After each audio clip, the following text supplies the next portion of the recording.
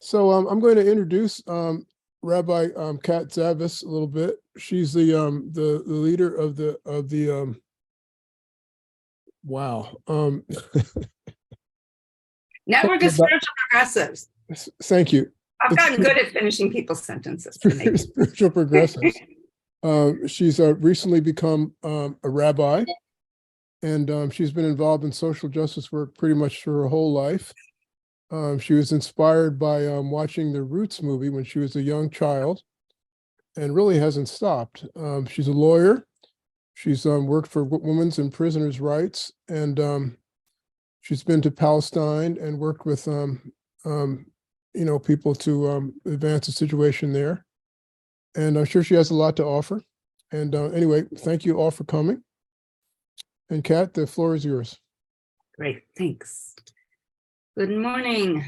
Happy Sunday to folks. If you're on the West Coast, it's a little early for me, but good morning. It's lovely to see you all. I'm going to give you a caveat, which is I have a puppy who is a doll, but he might come in and out, and you might hear him throw a bone around, which we just won't bite. So that's just my caveat as we get started. So here's my plan for this morning. I'm going to do a PowerPoint presentation that'll be about 25 minutes. I'm going to ask you during that to hold questions, but you can put them in the chat or write them down. And then I'm just going to open it up for discussion and questions. And through that, I will deepen the teachings and the learnings, and probably we'll do some, I'm hoping we get into some role plays. Depending on how things are flowing, we might do some breakout groups. I really want to shape this to what comes through folks and what questions arise rather than have a preset agenda. So feel free to ask questions. Don't worry about challenging me or pushing back on something that I'm saying. That's all part of this process. And I will likewise might push back and challenge. So it'll be a compassionate space where we hold each other as we really try to unpack what I'm trying to share with you today. The other thing I want to say is I talk about this as prophetic empathy and revolutionary love. And so people might think, oh, well, you have to be steeped in the prophetic texts or Judaism or Christianity that embraces these prophetic texts. And you don't have to be. I draw on the prophetic text because there's particular elements that the prophets use that are powerful lessons that we can use in our time today. So that's the prophetic element of it, is what is it that the prophets are doing that we could be doing in this historical moment that would contribute to healing and repairing our world. So I'm going to start with my PowerPoint, and we'll go from there. So now I have to find the screen share. There we go. 1 second.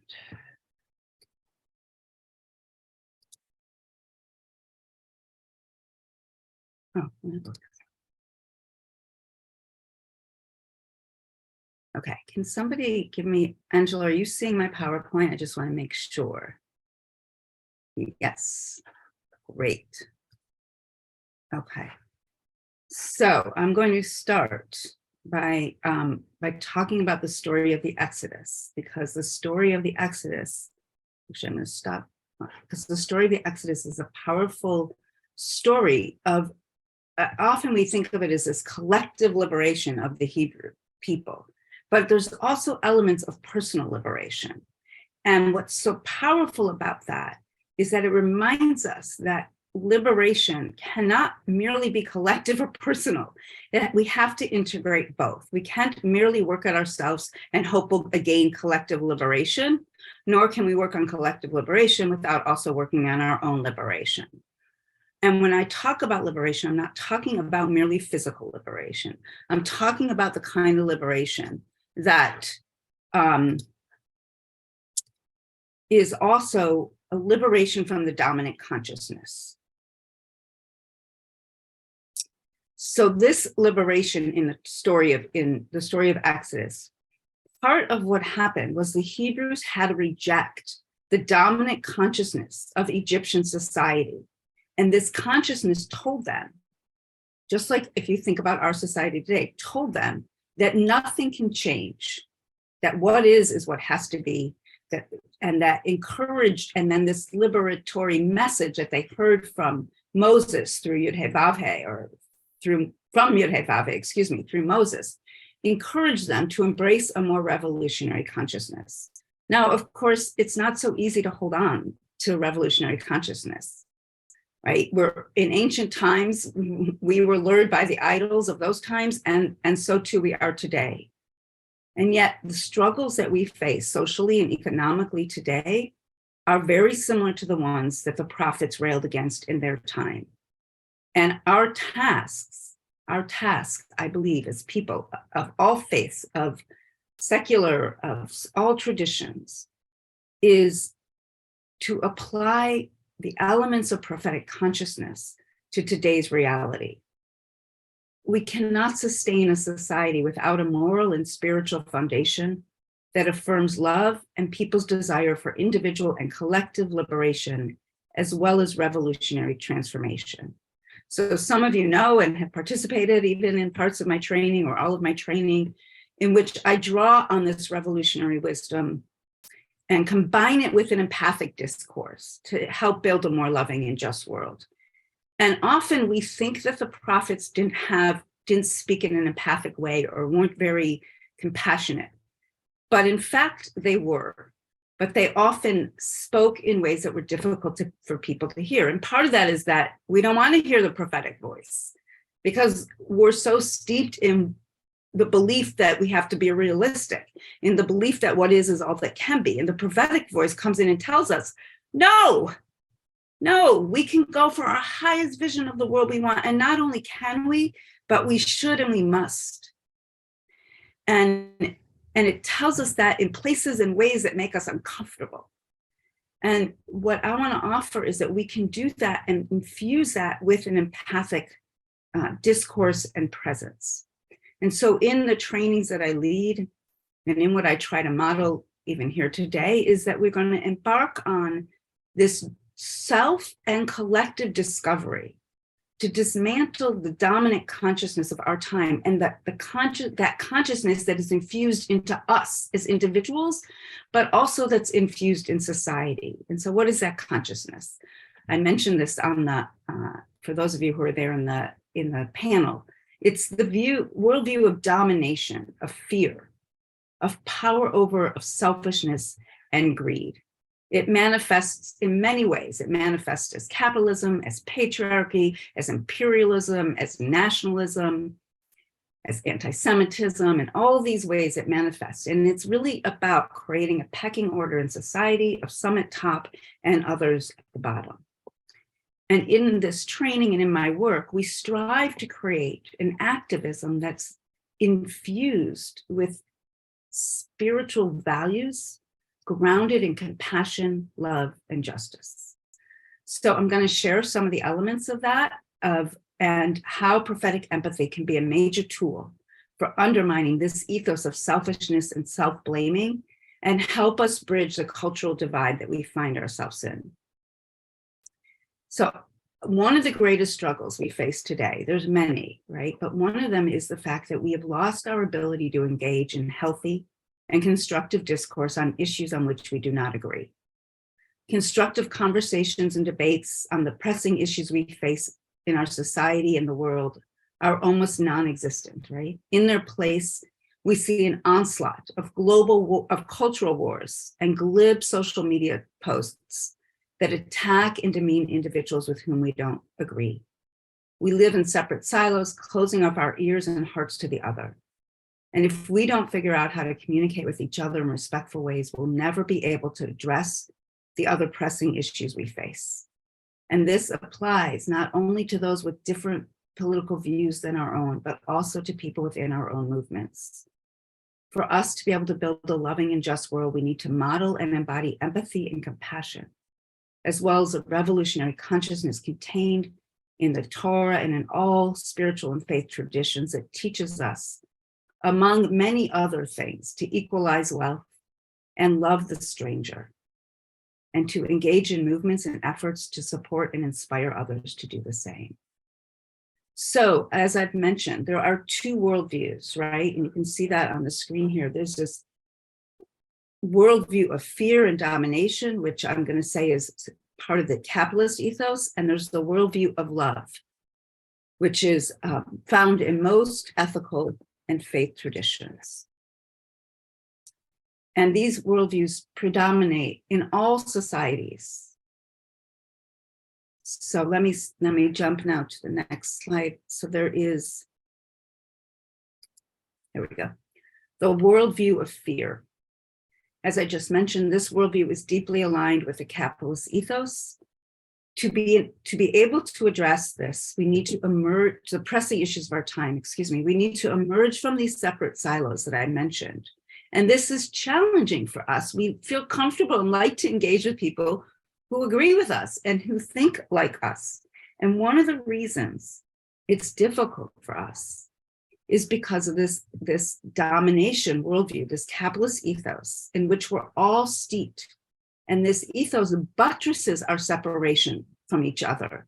It indoctrinates us to prioritize the individual over the collective. And we see this in things like recycling.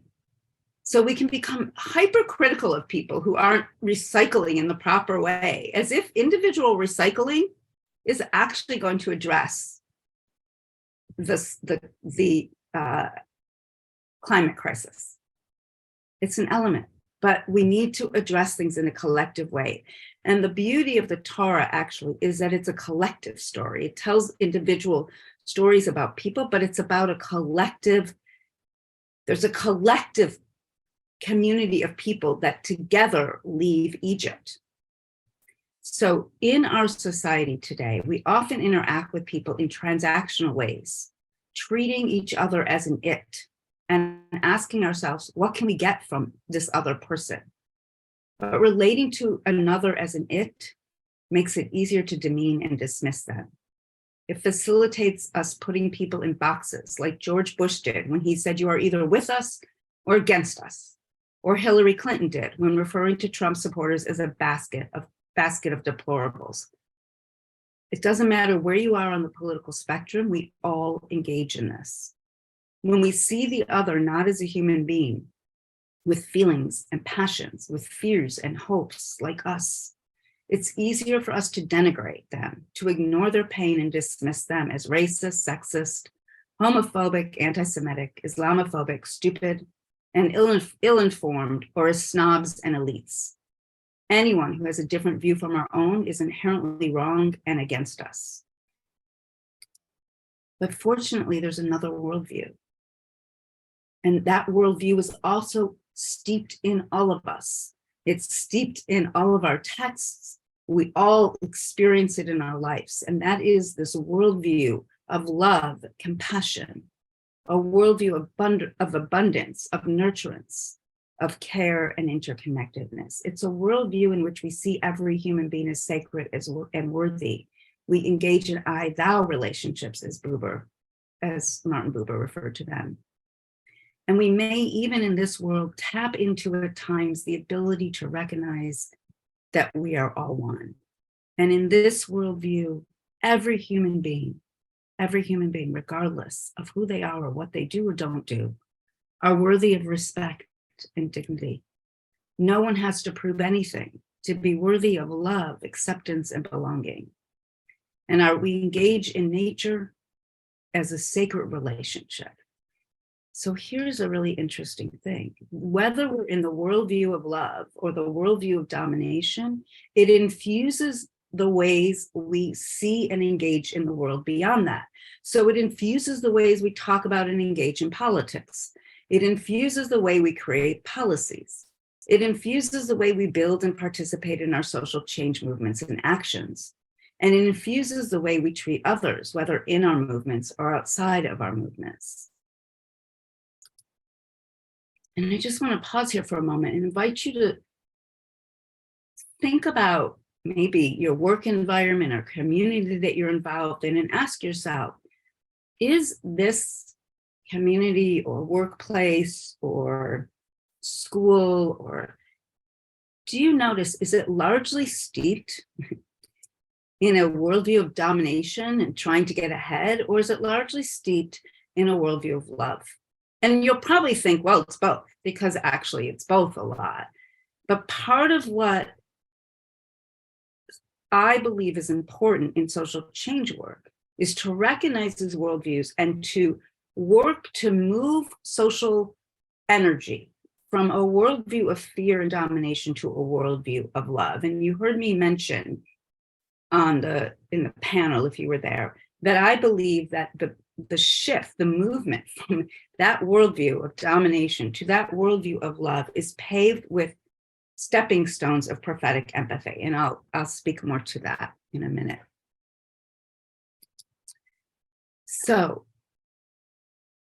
in order to build a social change movement infused with these spiritual values and prophetic consciousness, there's a couple elements that I think are important for us. One, we need to put forth the vision of the world we want. Martin Luther King Jr. said, "I have a dream." He didn't say, "I have a complaint." And often we hear in social change movements the complaint. And I want to uplift our dreams, our wildest vision of the world that we want, which gets me to the second one. Don't be realistic. We can always limit our vision through the process of discernment and negotiation. But if we don't come forth with the highest vision of the world we want, our ultimate liberation and freedom, ultimate redistribution of wealth, not just a minimum wage, but what about a maximum income? If we don't go for our highest vision, we will constantly compromise. And if you look at the history of the movement of the Democratic Party, it looks an awful lot like what I grew up with to be Republicans. It's not nearly as radical as it once was. It's not nearly as visionary because we continually limit our willingness to put forth the highest vision of what we want. So we don't want to let the voices of the dominant discourse and those in power shape what's deemed realistic or possible. It's also important to emphasize our shared humanity with prophetic empathy rather than uplift our differences and honor our diversity of faith, belief, and reason. We are so quick to demean and dismiss other people. It's so easy to imagine that they're crazy or they just don't understand, but they have a different perspective and view. And if we want to try to build a movement that welcomes them back or welcomes them in the first place, then we have to be open to meeting them where they're at and working together to learn about and uplift ourselves and each other. So one of the things that is important to understand is that people have moved to the right because they have felt demeaned and put down, even by the left, even though they often agree with the policies of the left.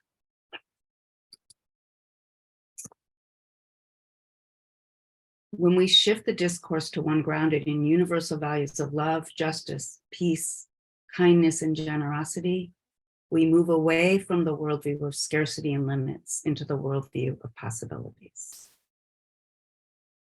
So prophetic empathy. The project of prophetic empathy is to unify elements of empathic discourse and presence with this prophetic imagination and passion. So this includes learning how to draw on the elements of prophetic vision that both illuminates conflicting worldviews and engages in what I call holy rebuke, which is what I believe the prophets engaged in. Prophetic empathy strives to empower and inspire people to advocate for what is deemed unrealistic by the majority of society. The prophets never asked if the freedom and society they championed were economically, politically, or socially feasible.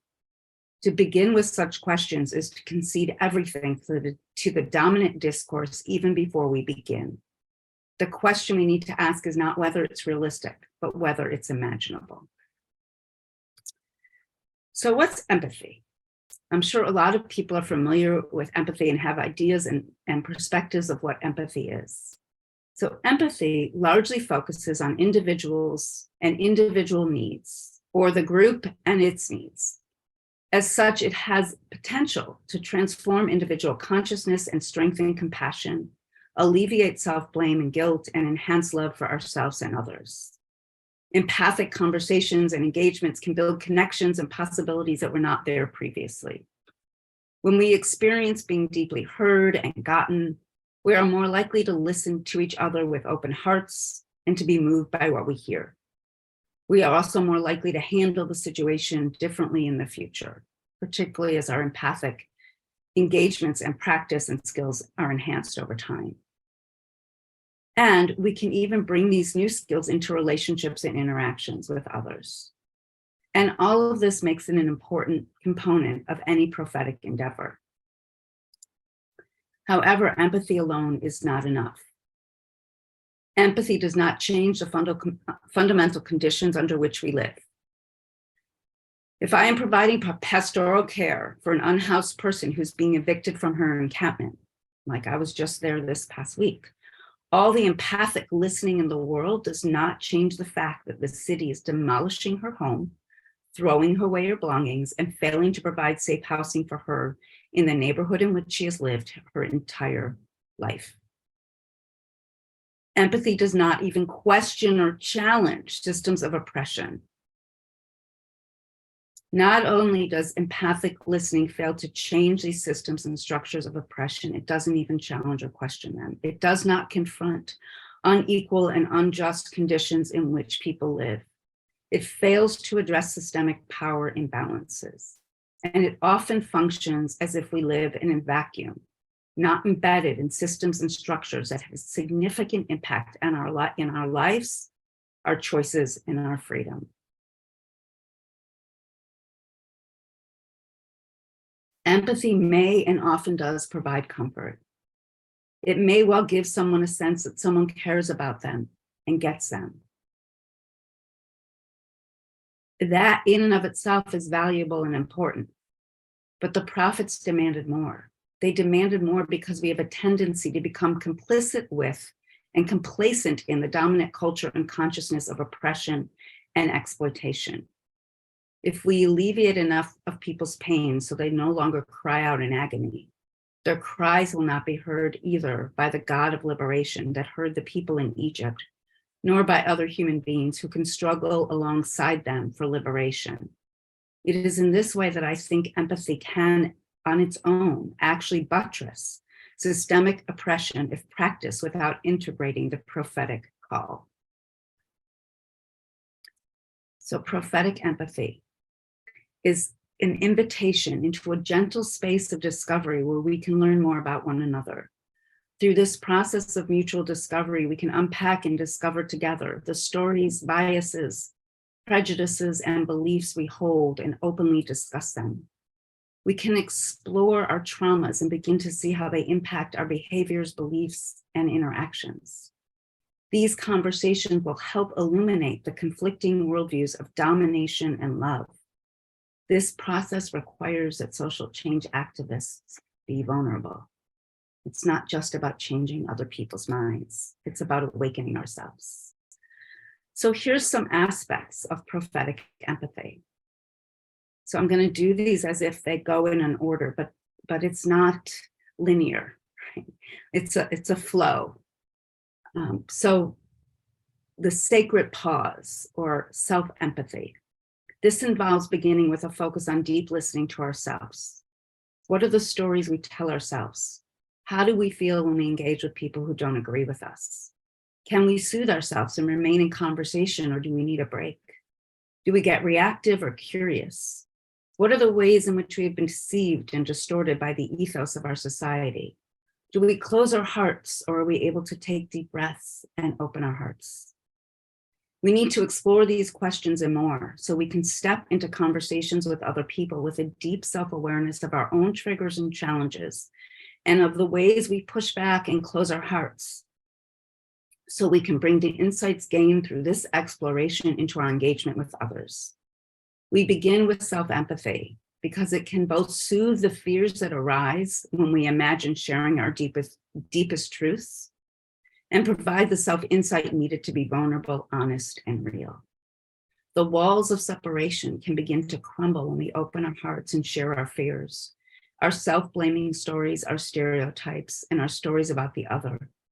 And when we share other vulnerable truths and step into a shared empathic space with the other, in that space, connection, perhaps sometimes even love arises.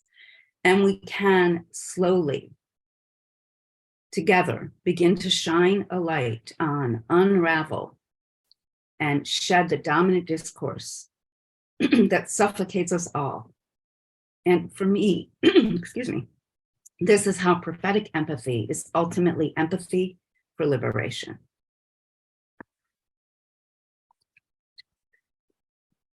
Oops.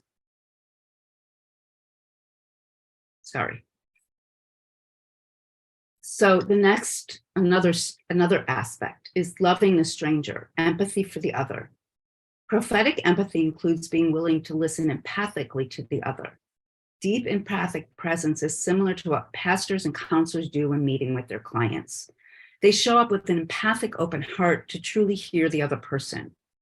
Empathy for the other requires that you move towards the subjective experience of the other and have the courage and self-confidence to let yourself be taken on their journey, rather than focus solely on trying to change their mind, which is often what happens in political conversations, even those using empathic tools. Prophetic empathic engagement requires genuine care and curiosity about the other person. When engaged in this way, you not only demonstrate that you are interested in their truth and their life experience, but you actually are interested. Rather than trying to get the hook that captures the shared interest so you can move them closer to your worldview, so you can convince them that you're right, you provide accompaniment. You are led and guided into their world so you can see more fully the world through their lens. Of course, loving the stranger also means sharing your truth and holding them accountable, just as you hold yourself accountable. It means asking difficult questions. It means being prophetic. Empathy for the other is a deep act of love and respect. It is saying to the other person, you are an adult, and I respect you enough to have a meaningful conversation with you and to listen to you with curiosity and with an open heart and to share my truth. It is not easy. The third element is to raise consciousness and illuminate the ideological struggle. That is that struggle between these two worldviews. When a connection has become established, it becomes safe and possible to bring into the conversation these other aspects of the prophetic consciousness. A critical component of prophetic empathy is helping people see what is often unseen and unacknowledged. This includes illuminating how we are shaped by the capitalist consciousness, namely the selfishness, materialism, self-blaming, and the fallacy of meritocracy and scarcity, and how the worldview of domination and fear operates in our society. We expose how these ideologies are so deeply indoctrinated in our consciousness that we do not even see the waters in which we swim. We think that they are just quote unquote human nature and not actually manifestations of human creation. I just had this interaction with some people the other day, and they were saying that it was actually a dog park. So they were noticing how dogs play, and they were saying, yeah, humans do this too. They just fight to get ahead. And I was like, that's not human nature. That's a domination worldview in which we're steeped. Babies never, ever fight to get ahead. That's not part of human nature. If you engage with a baby, the first thing they want to do is interact with you. They want to connect. You give them something, they want to return it to you. It's not human nature to fight and fight for power and domination. And the last element is to speak moral truths. Like the prophets, prophetic empathy includes speaking moral truths. That includes highlighting the ways in which our society is deeply broken. The prophets preached that a society that does not meet people's basic needs, food, water, safety, and security, is in fact a morally bankrupt society. We do not have to blame people for the systems and structures in our society that created and sustain these injustices and immoral imbalances. Rather, we can call ourselves and each other to our highest selves. We can remind people and ourselves that they came into this world with open hearts. We uplift the ways in which our lives are nourished and give meaning. This includes loving relationships, contributing to others, and experiencing deep belonging and connection. Sadly, to no fault of our own, but rather due to aspects of our society beyond our control, many of us lose connection with these aspects of ourselves. Through prophetic engagement, we together find our way back to our deepest yearnings, and from there, we can begin to believe yet again that a loving and just world is possible. This prophetic dance, as I said, is not a linear process. It's a dance in which the engagement flows in and out of connection. In this newly co-created space, prophetic empathy practitioners share the times in which we have experienced our own internal struggles between these two worldviews. We expose our beliefs or positions that we've held that conflict with a more loving and compassionate worldview, and doubts that we've had about the possibility of even creating the loving, just, and compassionate world for which we yearn. We learn to understand and share our own self-blaming stories. This vulnerability creates a container that's safe for mutual sharing and exploration. The other person can then engage in their own self-exploration and birth their own story. This kind of empathic engagement requires a quality of presence. It is not a technique, but an opportunity for communion. Throughout the process, we return again and again to listen to what they share and respond with empathy, curiosity, open-heartedness, and honesty.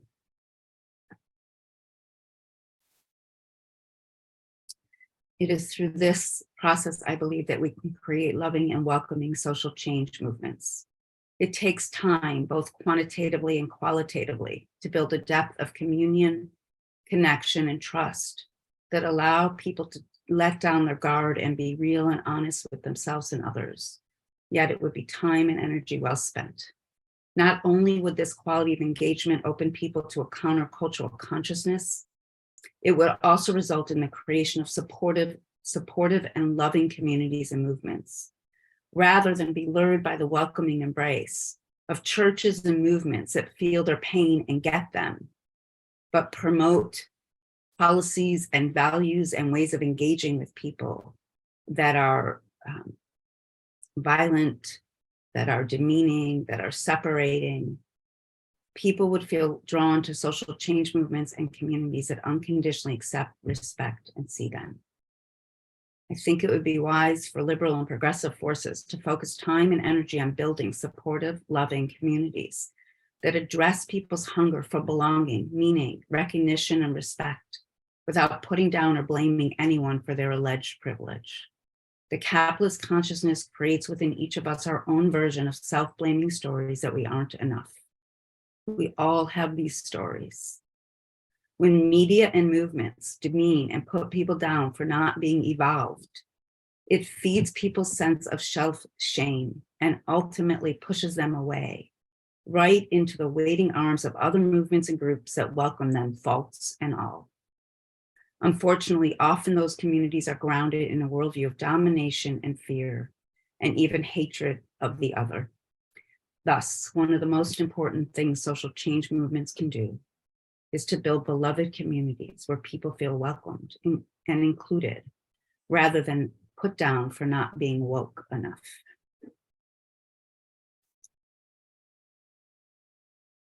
So I'm going to stop there. I'm going to welcome some of the new folks. Thanks for joining us. And I want to, yeah, I think what I want to do is ask if there's questions before I share more. I want to open this up for some engagement. So maybe the easiest way to do that, if you can use the reactions and raise your hand, or if you wave your hand, if I see you, I'll call on you. So any questions, comments? Yeah, Clifford, hi, nice to see you. Yeah, very nice to see you. You look well, and I hope you've been well. Congratulations on being a rabbi. Thank you. So you talked about the Holy Rebuke. Can you discuss that? Yeah. So that is a very long conversation, but I'll touch into it. So give me a second, because it's going to be easiest for me.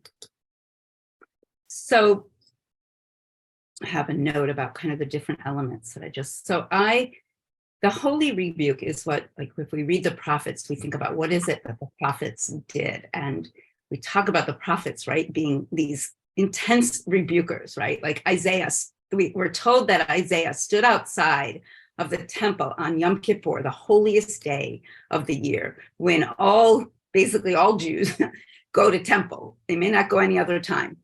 And he shouted at them and yelled at them and said, "Is this the fast I want? This is not the fast I want." And so what are some of the elements of Holy Rebuke? So some of the elements, I'm not going to touch all of them, but some of the elements of Holy Rebuke are the message that oppressive societies will not endure, that the toxicity and poison ends up devouring the entire society and everyone in it. It doesn't matter where you are on the social structure. And in the prophets, they talk about the fact that even the wealthy aren't safe. And so Isaiah says, stored wealth shall become as tow, and he who amassed it as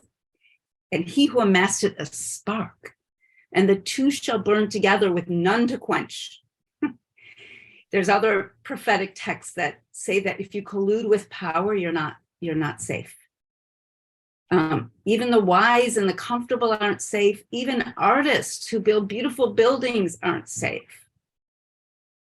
They also talk about this unification of religion or spirituality and politics. They bonded together, but this what we normally want to say, separation of state and religion, right? But they bonded them together in an important way, and they declared that the gods of power and domination, the Egyptian gods of power and domination, or the gods of today, of capitalism and domination, are no match for the force in the universe that lives within each of us.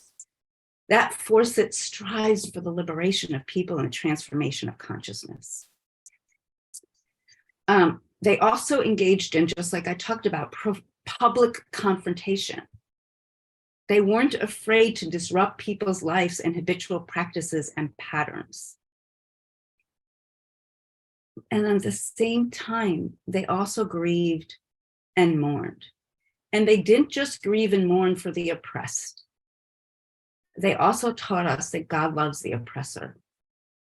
There's this wonderful teaching in the Torah that when the Egyptians were drowning in the Sea of Reeds, the angels were singing with the Hebrews. Miriam and the women were dancing and singing when they got to the other side, and the Egyptians were drowning, and the angels start singing.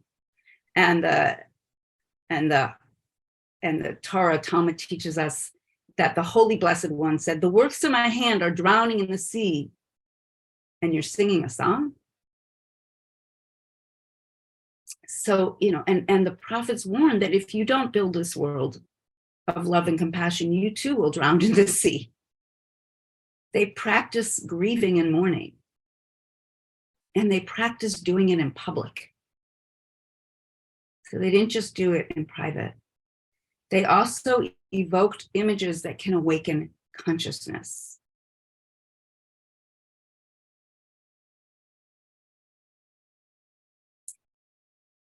And they engaged, they raised up the importance of repentance and forgiveness. And as I mentioned, really important element is this vision of an imaginative future of the world we want. So those are, I'm just touching on them, excuse me. But those are different elements that I consider to comprise as a whole this what I'm calling holy rebuke. Does that answer your question? Yeah, it's a tough thing that I struggle with. How do you rebuke while being empathetic? Yeah. And one, it's hard because of emotions, and then two, it's hard because I don't understand the what the prophets would want me to do in a circumstance where where the behavior is appalling. Right. And I mean, how do you deal with it? And it's so hard to since I had the training with you years ago, I've been trying to always be empathetic and keep my emotions in check and not go negative. But then you mentioned the holy rebuke today, and that was something that I'm interested in learning more about, but I don't want to take too much of the group time. Thank you. So I think we will have time today to do a role play or two, so we can bookmark that and think about what might be. I'm inviting everyone to bookmark. When was the time you felt like you couldn't, like you were in a conversation with somebody and you had really hard time accessing empathy or trying to understand them? And we'll try to bring that into a role play, so you can see how it unfolds. I'll also say to you, Clifford, and others, that I am going to be offering in the near future a longer training in this, where we're really steeped in a deep cohort of people that are committed to a much longer process of 6 months or more. So if that interests you, please send me an email and I will be sure to add you to the list so you know about that offering. So thank you, Clifford. So I'm just going to go in the order that I'm seeing hands right now. So John and then Julie, it's nice to see you both. Hey, Kat, thank you so much for this. I wanted to ask your thoughts about how to best represent these ideas and values in the media. My wife Claudia and I, we co-produce a TV show on education, the arts, and social change called Public Voice Salon. It's a nonprofit TV show. I mean, we get nowhere near the ratings of the big shows, but anyway, I recently joined the Rutgers strike. The teachers were on strike in Newark, the Newark Rutgers campus. And so we got some footage of that. And then my wife was filming me commenting on it. And I found myself getting angry, almost like uncontrollably, like a demon came out and I started ranting and raving like a lunatic, talking about Fox, And so my wife said, John, she cut it. She said, we can't air this. We're just adding more anger and division to what's already out there, So now I'm feeling so happy that I'm listening to you this morning, because we're going to do a second take later today, and I know it's going to be better just by hearing you this morning, And so I just think it's so essential to have constant training in this. But just if you could comment on your thoughts about the media, and what are your media habits? Do you watch MSNBC? Do you have any, positive, negative? What are your comments, and what are your thoughts about transforming the media? How possible would that be? Yeah. So for that interaction, for your experience, first I want to say, like, your anger and your outrage, like, is the holy rebuke, right? That is the beauty. Like, our outrage about this world, like, we should all be outraged and crying and screaming. It's terrible. I'm going to start crying right now. It's terrible what's happening in this world. Really. So I want to also take a moment for us to, like, say to ourselves, oh, right, teachers aren't being paid living wages. They're like teaching and educating our youth, our future. Like, I want them to be paid living wages. I want them to be cared for. I want them to matter. So that, like, I just want to, like, ground, like, I heard you, like, shaming and blaming yourself, right? Like, you went to self-shaming, self-blame right then. And I just want to say there was the beautiful light in that was that you were basically saying, this is messed up. So how do we say that in a way that's effective and going to be heard is the question. And so what I want to offer is, that's why in the steps of empathy that I talked about is to first go to self-empathy. So when you notice, so how do you do this in media is a wonderful question. And I wish media would do the following. I'm watching this unfold. I'm being you, okay?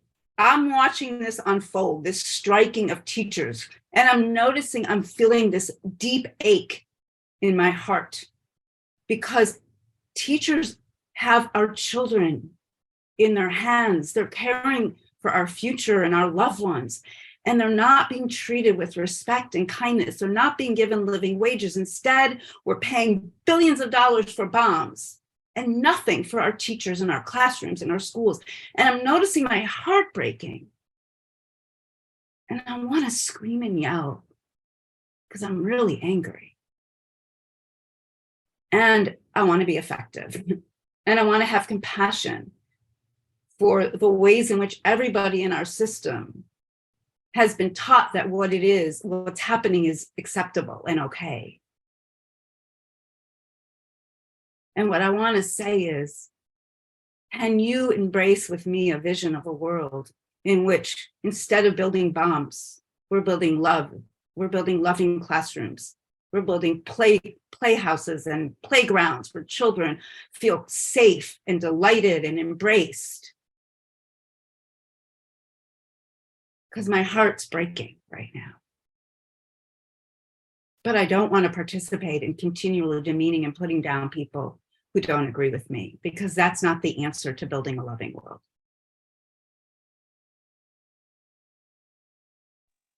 Thank you, Kat. Thank you. So I just, in that short little example, I just went through some of the different elements of the prophetic empathy that I was mentioning, right? So when I talked about like my heart breaks, that was me out loud giving myself empathy. So I was doing out loud a sacred pause, because wouldn't it be amazing if, you asked me what would media do? Wouldn't it be amazing if media did that? It would be amazing. It would be amazing if we could all do that in conversations, but I don't want to say we have to. You can also do the sacred pause silently, because sometimes bringing in that sacred pause is going to interrupt the other person's expression, and they need that expression in the moment. So this prophetic, I call it this prophetic dance, because there's not the right words. There's not the right order. There's a, how do I remove my protective shield from my heart and open it deeply enough to offer my vulnerability and my truth as a strength and as an inspiration, even perhaps. So Julie, thanks for the question, John. Oh, Sure. yeah, thank you. And I'm appreciating this so much. And I was thinking, I don't know the steps, and I'm sorry if you presented them initially. Along the lines of what you were saying, I feel like having a space with other people, like, I don't know if there are empathic affinity groups where we can talk about and feel into like the issues that are going on. I feel like one thing that gets me stuck, and that I think is just the stuckness, is that there's so much emotion, when you actually feel into any given big issue that is collective. And I feel like there's only so much I can hold as an individual, and a lot of those collective issues need to be almost held by us collectively to really get the intensity of them, to even touch into that. And so that's one thing, like how to form almost like affinity groups or empathy groups or something where we can have a space to actually deal with what is happening in our world, rather than just be bombarded by, as you were saying, the person who spoke last, I'm sorry, but, just this constant media messaging. And I do feel, ironically, like I do sense that there's a hunger for more and more of this kind of, not just opportunities, out there, but even on the media, I feel like if there was some place that really wanted ratings at this point, if you did something that went really deep, I don't know, it wouldn't shock me if something like that got a lot of response at this point. And sometimes you got to use capitalism, to advance, the things beyond capitalism. But then the last question I was going to ask, and maybe you have a handout or anything, but for those of us who I'm a psychologist, so I engage in the empathic part. I'm not as well schooled in the biblical texts. And it would, if you could just maybe name a few of the best sources for learning about the different prophets and the most helpful things they had to say. Like, I don't know, I know there's Heschel's book, and sometimes it is helpful to have some of that information at your fingertips, especially if you can also then talk about it from this deeper place.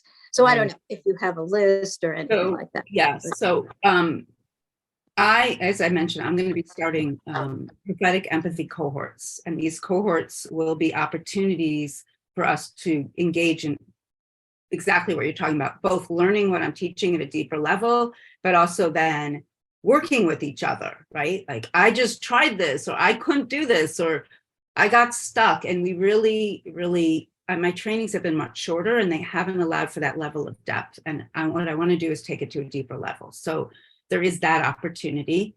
I will say that I'm trying to get a book finished and published, which actually pulls on the text that I draw on to lay out what holy rebuke is and what the prophets are actually saying in that. So hopefully, if anyone knows a great publisher or editor, please let me know. So it is pretty much done. I just need a good editor. So there is that. Walter Brueggemann has some beautiful texts about it. But the book I'm writing actually pulls it into this format that I'm presenting, which is not what these other books necessarily do, but they do give you great texts. So I hope that answers your question. Thank you. Yeah, no, thank you so much. And I appreciate that a lot. I'm looking forward to the book. Hi, Sarah Joy. Hi, Rabbi Cat. Thank you for putting on these symposiums and opportunities for us to raise our awareness. Can you hear me, by the way? Yes. Thank you. I just want to say a lot of what you're saying is so familiar to me, but in different words. And so there's some places I would love to have clarity. I've been studying nonviolent communication for over 30 years and watching it move towards spirituality, which is, moving away from that form that you talked about. It's, not just a technique where you say you're observing and you have your feelings and your needs and your requests. It's gone to another place where now, like one set of teachers says, they're not just steps 1, 2, 3, and 4, there's a 0 step, and that requires presence, attention, the desire to connect, and they're teaching it in a different way. And I feel like you're saying all of this. My question is in terms of the self-empathy. You included empathy, as a main, and then within that self-empathy. There are times in my life when I have the need to speak out and I shut myself down. And so maybe it's in the moment, the power over system that is blocking my care or whatever it is, has, each time I ask for something that I need, I think they're going to answer, then there's a delay and it doesn't happen. So sometimes my voice gets shut down. And then I go back to my spiritual roots, and I bring back my courage, and I try to focus on my needs instead of, they're never going to give me what I'm asking for. And then suddenly I take some steps forward. It's a very long and slow and painful process. I'm wondering if you can, if you have, like, in your steps, I know they're not in any order, but address this in terms of, making it move a little more smoothly or faster. So first I want to say, let's hold ourselves with compassion when we want to speak and we shut ourselves down. I think particularly as women in our society, we're taught a lot to shut ourselves down, that our voice doesn't matter as much. And all of us are conditioned by the way we've been raised and in our interactions in different ways to speak up or not speak up. So the first step is to, when you notice that, to just say, oh, I must be protecting myself from something. Like there's some self-protection that's happening when we choose not to speak. I will tell you that what gets me to speak now is there's a prayer that I say. I think maybe you've heard this, but there's a prayer we say every day. And the English translation that we use goes as follows. We will not be embarrassed to declare the possibility of a world based on love, kindness, generosity, social and economic justice, and environmental sanity. And it says, we will not be embarrassed to speak this. So I say that prayer every day, often more than once a day. And what I have found in saying that prayer is that it prays me into action. So what do I mean by that? What I mean by that is it is as if it lives on my shoulder. I think it really like lives in my heart and consciousness and brain and neural pathways. And when I say to myself, oh, I can't say anything right now. I'm just going to rock the boat, make people uncomfortable. I'm going to upset somebody. It's as if the prayer says to me, hello, excuse me, knock, knock. This morning, you just said you can't be embarrassed to declare the world of love and kindness and generosity. What the hell are you doing being quiet? This is that moment. I mean, this is literally, I'm not kidding you. This is what happens. And I think it's a form of like self-love and self-empathy and courage building. So, and I also just think we stretch our muscle and grow our muscle for courage and for being okay with what comes back at us. So another element of it for me is to say to myself, okay, I'm going to speak this. And something might come back at me that's an attack or a put down, right? It might get personal, whereas I might not be speaking personal. Like I might be speaking about my desire for a loving world and like, watching people live in encampments is agonizing to my heart. And somebody else might then turn it into a personal put down, right? Because they don't want to engage. And what I've started to remind myself is that their response and their feedback is not the full truth of anything. It's not the full truth of me. It's not the full truth of them. It's a manifestation of their angst and their pain. And I don't have to take it on as me being bad or wrong, which is often what I would do. And so I would listen to like critiques or feedback and like ask myself, what if, like there is self-reflection I want to engage in, but also like some of it's not about me. So I hope those are some of the tools that I use. And self-empathy is always a touchstone.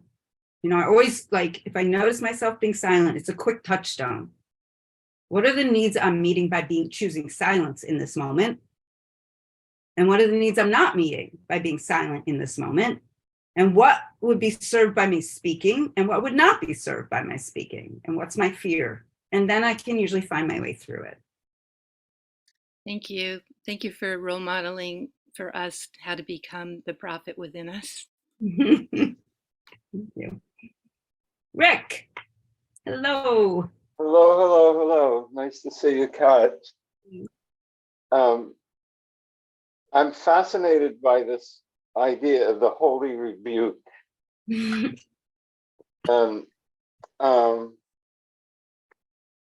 It's really interesting that many secular, maybe more moderate or mainstream liberals and or Democrats might wag their finger at us for promoting such a concept to be held at the base of what we want to do politically, because they'd say, no, that's what the right wing does. That's exactly the problem with the right wing. They pose themselves, they pose as holy, and they're holy and rebuking us in their holy manner. That's exactly what's the right wing, far right wing Christian nationalists are doing. And we liberals and Democrats need to do the exact opposite. We need to be realistic and not religious. And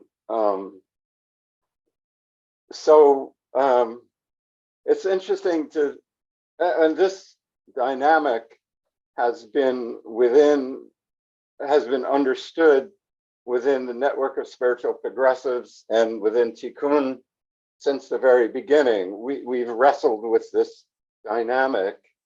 Right. And so it's just interesting to think of maybe an empathetic, empathic, loving, caring, inclusive, holy rebuke, and a judgmental, isolating, non-exclusive, holy rebuke, and to accept that they are both holy rebukes.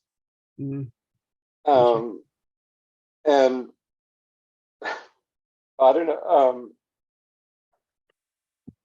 that tension of mainstream secular Democrats, whatever, which are our allies, it gets sort of brought out by this concept of holy rebuke and appealing to prophetic sensibility.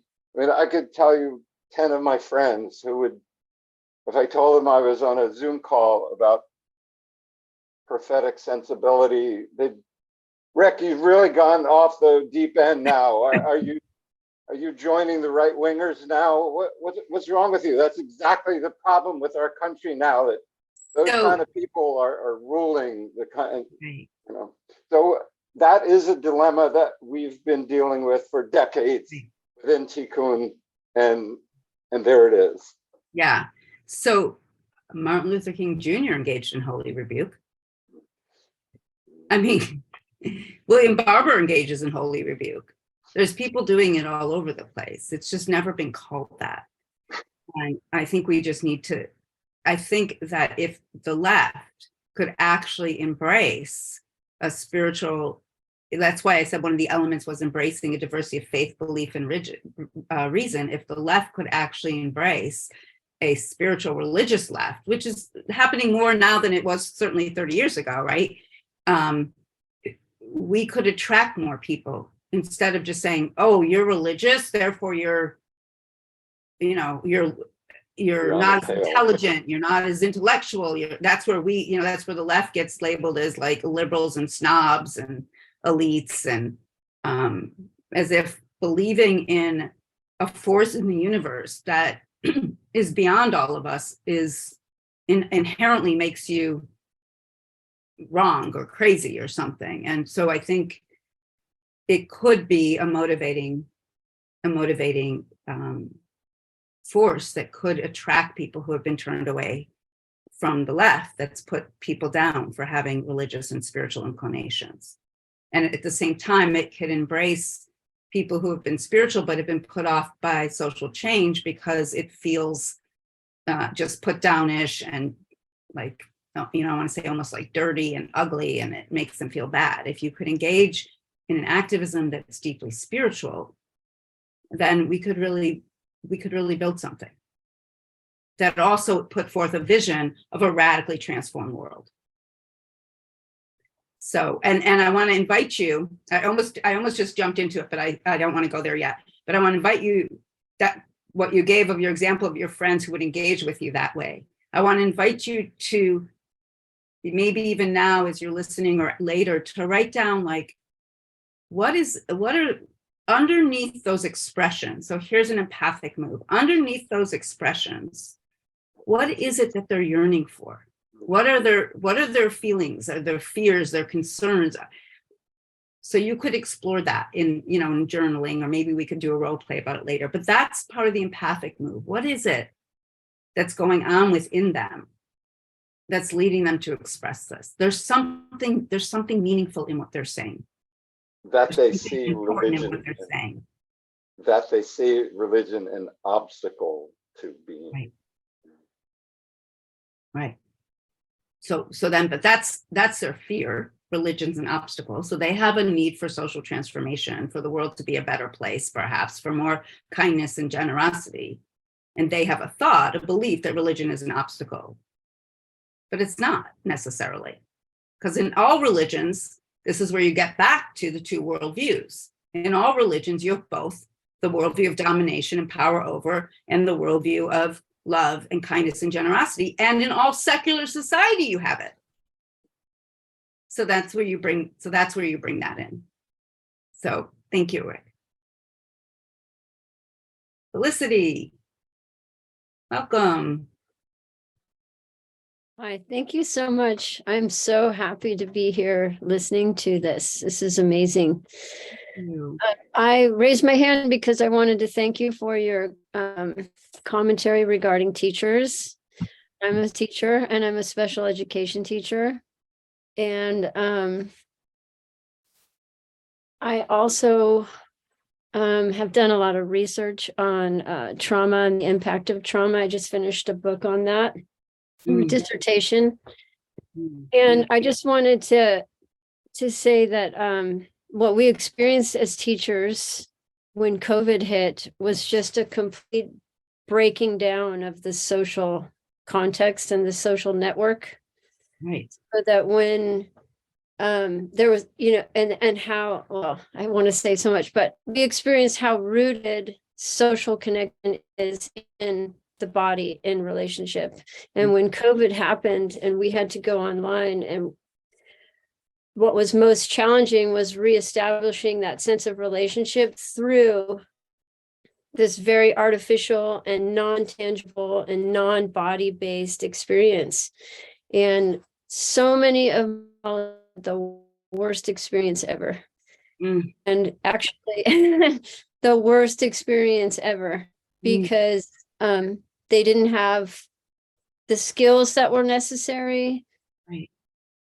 Well, first of all, relationship in the past in teaching has not been based on relationship. It hasn't. This whole movement for social emotional intelligence has emerged in the last 25 years through the trauma-informed education movement, which is rooted in brain research and how we have the limbic system and emotions are that's like not even serious common knowledge. It's just starting to be common knowledge. Right. But so Felicity, yeah. Yes. I'm wanting to just see if we can, is there a question or? Oh, I know. I just wanted to thank you. The gratitude, which I really appreciate. And I want to thank you for being a teacher and sticking with it. Yeah. But I just really wanted to thank you for that and just comment on, I think if we all learn to really acknowledge each other's trauma and experience of trauma, that's a real avenue towards forgiveness and tolerance and patience. absolutely. So that's all I wanted to say. Yeah. Thank you. Thank you. And I want to say that often we think of trauma in an individual level, like the familial trauma that happens within families. And what part of what prophetic empathy does is help us see the trauma that we all experience, worldview in which there's domination and power over, in which selfishness, greed, and materialism are the values that are supposed to guide how we make decisions, how we lead our lives, how we create schools, how we create governments, how we create businesses.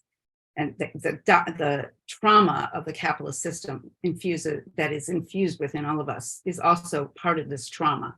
That Absolutely. part of what empathic empathy, prophetic empathy does is help us unpack that and uncover it, which draws connections between people rather than separation.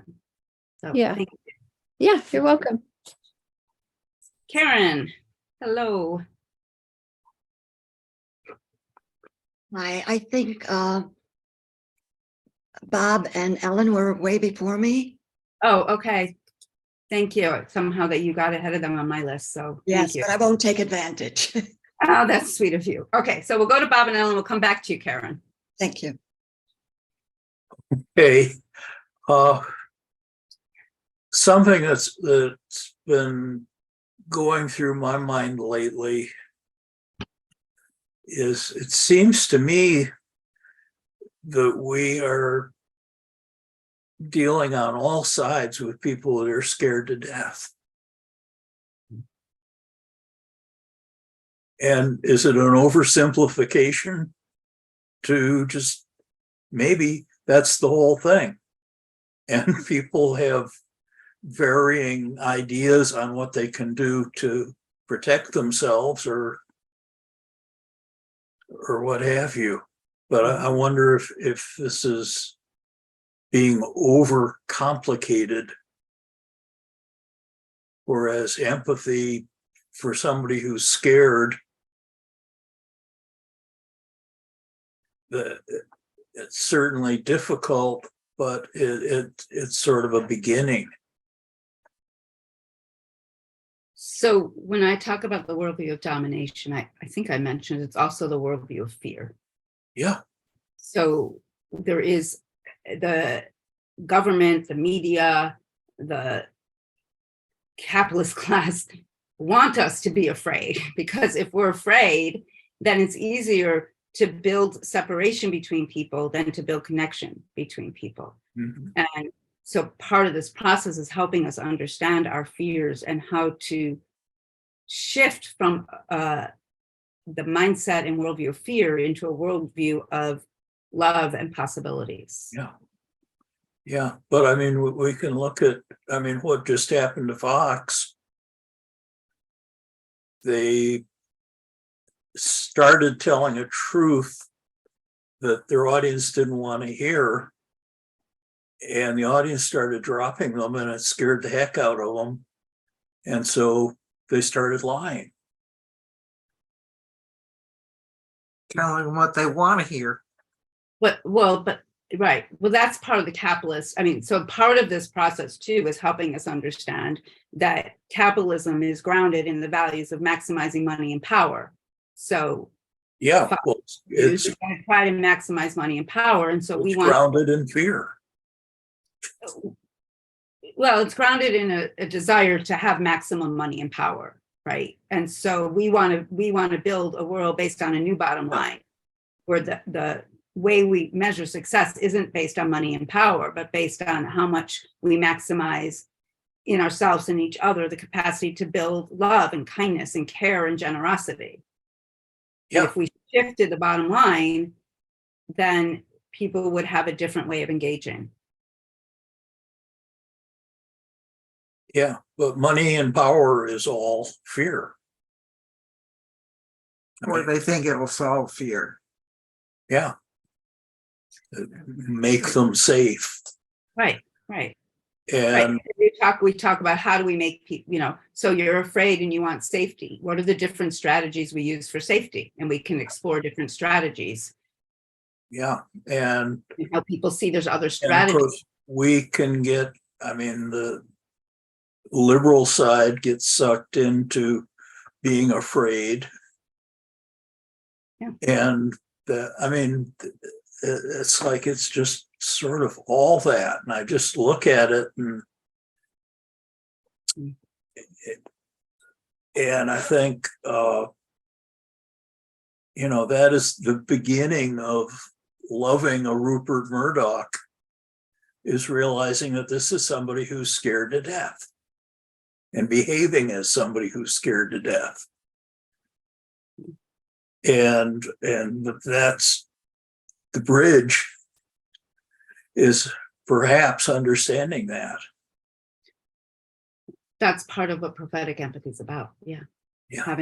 Trying to see, I always like to say, trying to see the child within the grown-up having the temper tantrum. Trying to see that before they were socialized in this toxic worldview, they too were whole, beautiful beings who wanted a loving world with belonging and connection. And through various interactions in their family and outside of their family, that initial way of being born into the world was kind of like an onion, like layers and layers and layers put over it. And so they can't even access that. But I'm less worried about transforming him, Murdoch, than the general society, including people on the left, who, as you said, also engage, who are also afraid and who also engage in tactics of domination and power over, because we've all been infused in it. We've all been schooled in it, and we don't often even know it. Yeah, well, I think it's what we're up against. Yeah. On Yeah. all sides. And for that, I mean, the empathy is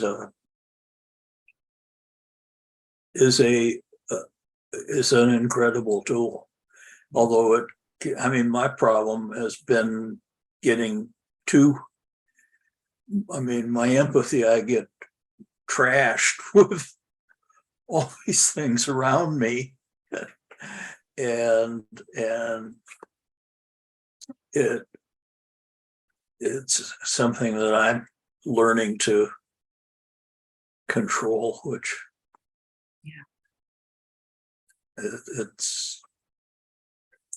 God, I wish I knew what I know now 40 years ago. Right. Right. I know. I wish we could go back in time with all our knowledge and wisdom today, right? No, I know I could have made a bigger difference. Yeah. So this is a place for self-empathy and self-acceptance, right? Yeah. We all are doing the best we can, and we can. The gift and the beauty of who you are and who all of us are who are here today is that we still are striving to do better, because we still care so much, and so we hold ourselves in compassion. Thank you so much, Bob. So now I'm back to Karen. Yes, thank you. I'm using my friend's computer, and Karen is her name. My name is Rosa. So hi. Okay. Hi, Rosa. I first want to say thank you to you for this series of talks, presentations, and I'm actually moved to tears by all of you and all of us here who are, as you just said, still engaging and looking and working towards the vision. So thank you. What I want to say is that for many, many years, maybe decades now, I have held and accepted a statement by Krishnamurti, which is that persuasion is a form of violence. Now that's pretty tough. Where does that leave us? What does that mean? How do we communicate? Well, how I understood that happens to be with the example you presented, Kat, in regard to John's question. Holy rebuke. Maybe the word sacred would also apply, sacred rebuke. And it wasn't a finger in your face. You didn't do that. What you did is what I would call not persuasion, but modeling, expressing, being present with what is going on in you that's live, and just speaking that. And speaking it with the full force of your being. And I think that that's what I feel called upon to learn, and how to respond, and how to be in the context of all the difficult things we find ourselves in. So how am I present in the presence of another who may be enraged, who I may feel is mistaken? How do I be with that? And I remember from my first year in college, ages ago, way out on Stony Brook, I rented a little house from what turned out to be a John Birch member, very staunch John Birch member. And he found out I and my husband were against the war, and we found out that he and his family were staunch John Birchers. But before we found that out, we were very compatible, very friendly, attended dinners with each other. And then when we found this out, we just looked at each other. What does this mean? And what, to some extent, we learned is that it's not about issues, it's about values. And that I find that when I engage with people around values, because the issues are how people think they can reach their values. Right. And we know that that's Mhm. mistaken. So I guess all I'm saying is I'm reinforcing the modeling of sacred or holy rebuke. And that's about it. Thank you. Thank you so much. And thank you for sharing that story. It's very poignant. Thank you. Andre, hello. Hello, Rabbi. Whoops, you got to turn your volume down on your other machine. Yes, hold on. Yep.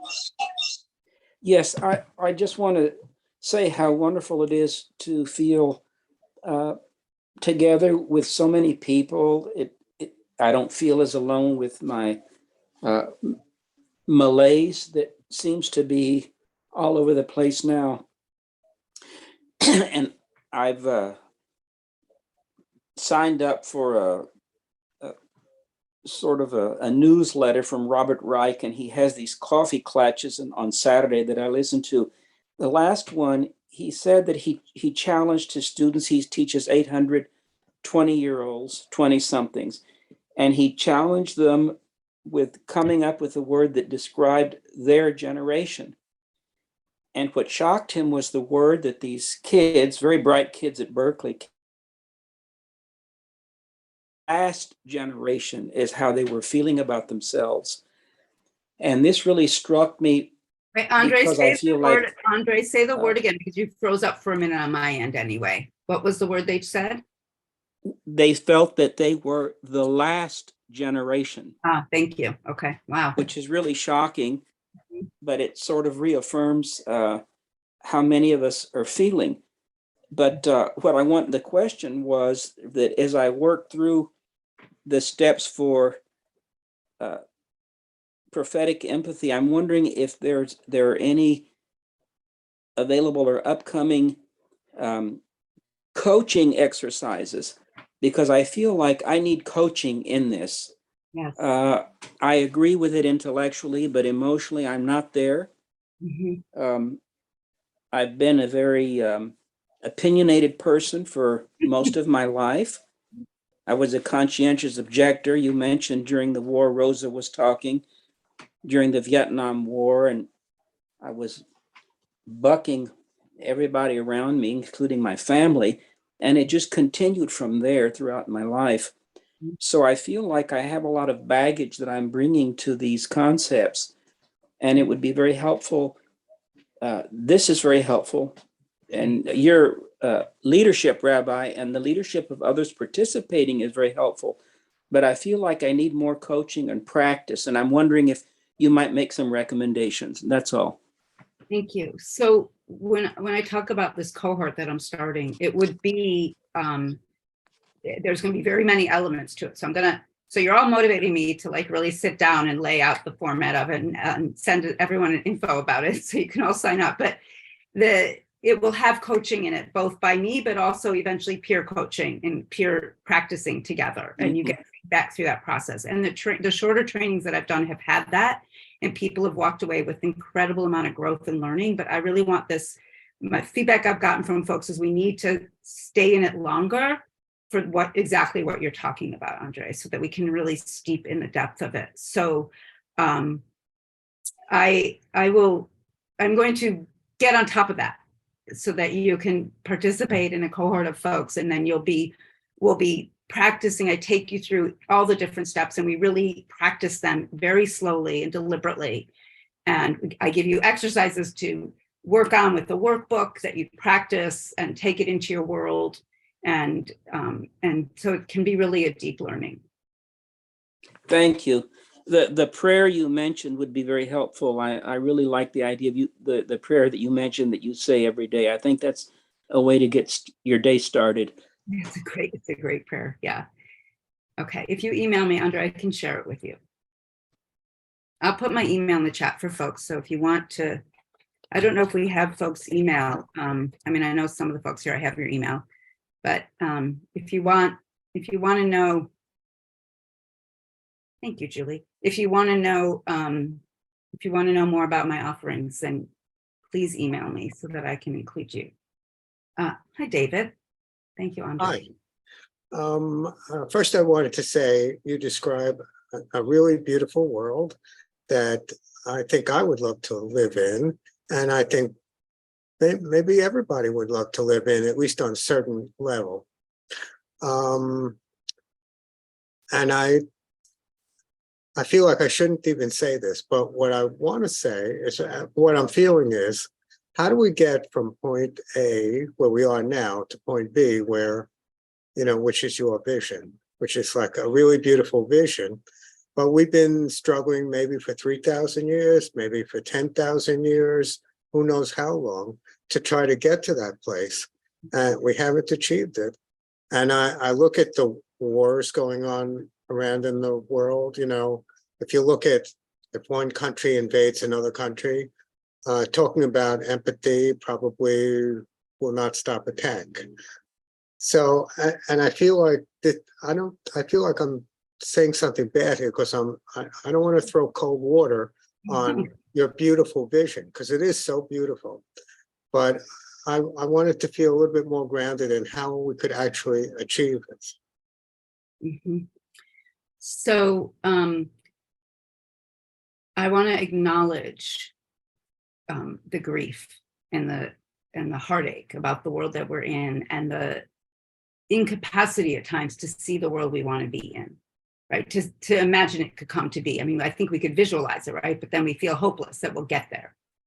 And what helps me hold on to that hope is that people have been struggling, as you said, for thousands of years to get to a better world, and many times they have succeeded. There's been many efforts and movements all around the world that we can tap into and remind ourselves. The women's movement, patriarchy wasn't ended, but I wouldn't be a rabbi today without the women's movement.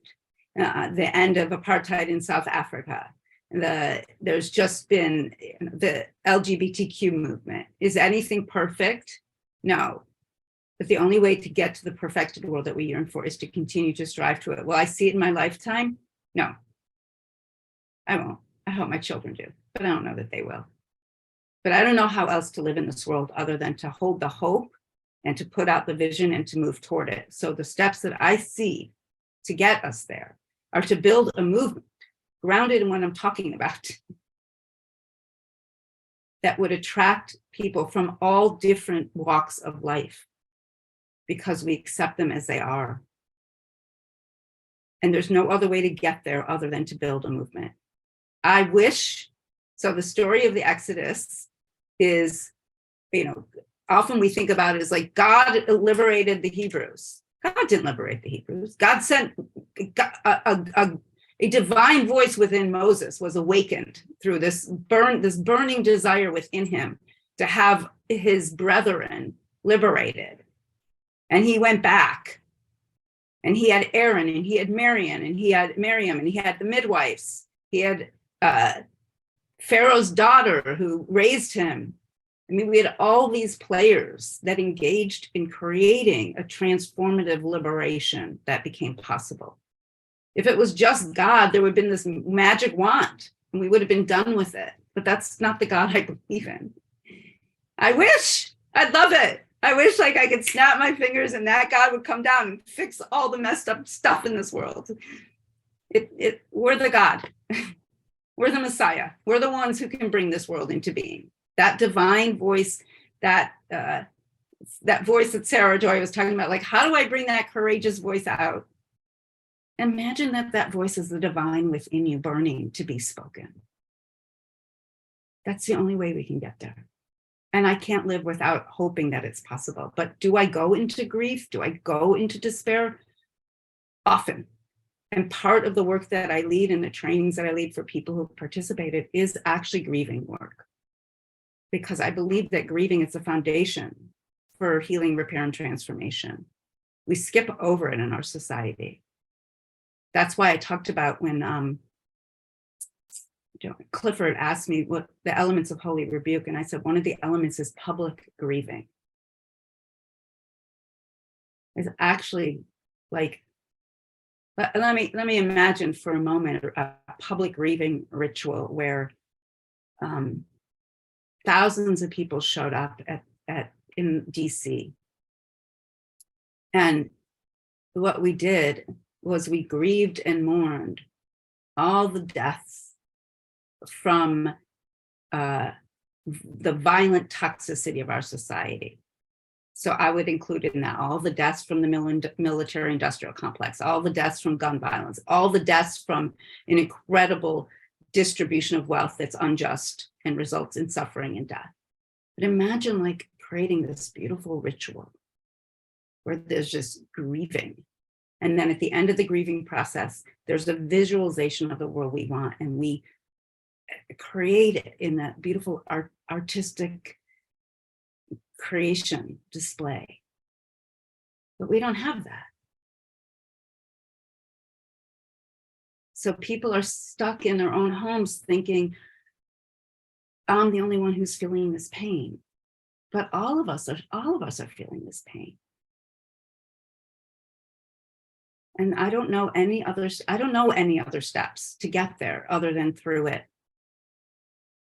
That's why I say that the movement from this world of domination and power over to a world of love and justice is paved with steps of prophetic empathy, of this type of a movement.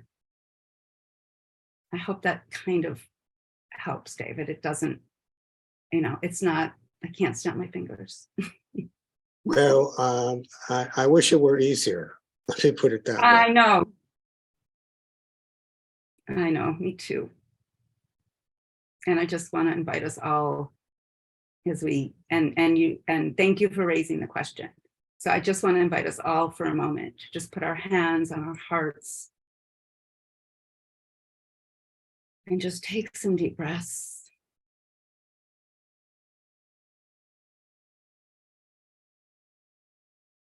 Whatever feeling is there, maybe you're tapping into the grief that David expressed. Maybe you're tapping into the inspiration and hope that you're experiencing in a community of people who want what you want. Maybe you're feeling both and all of it. Just allow yourself to have your feelings and hold your heart with tenderness.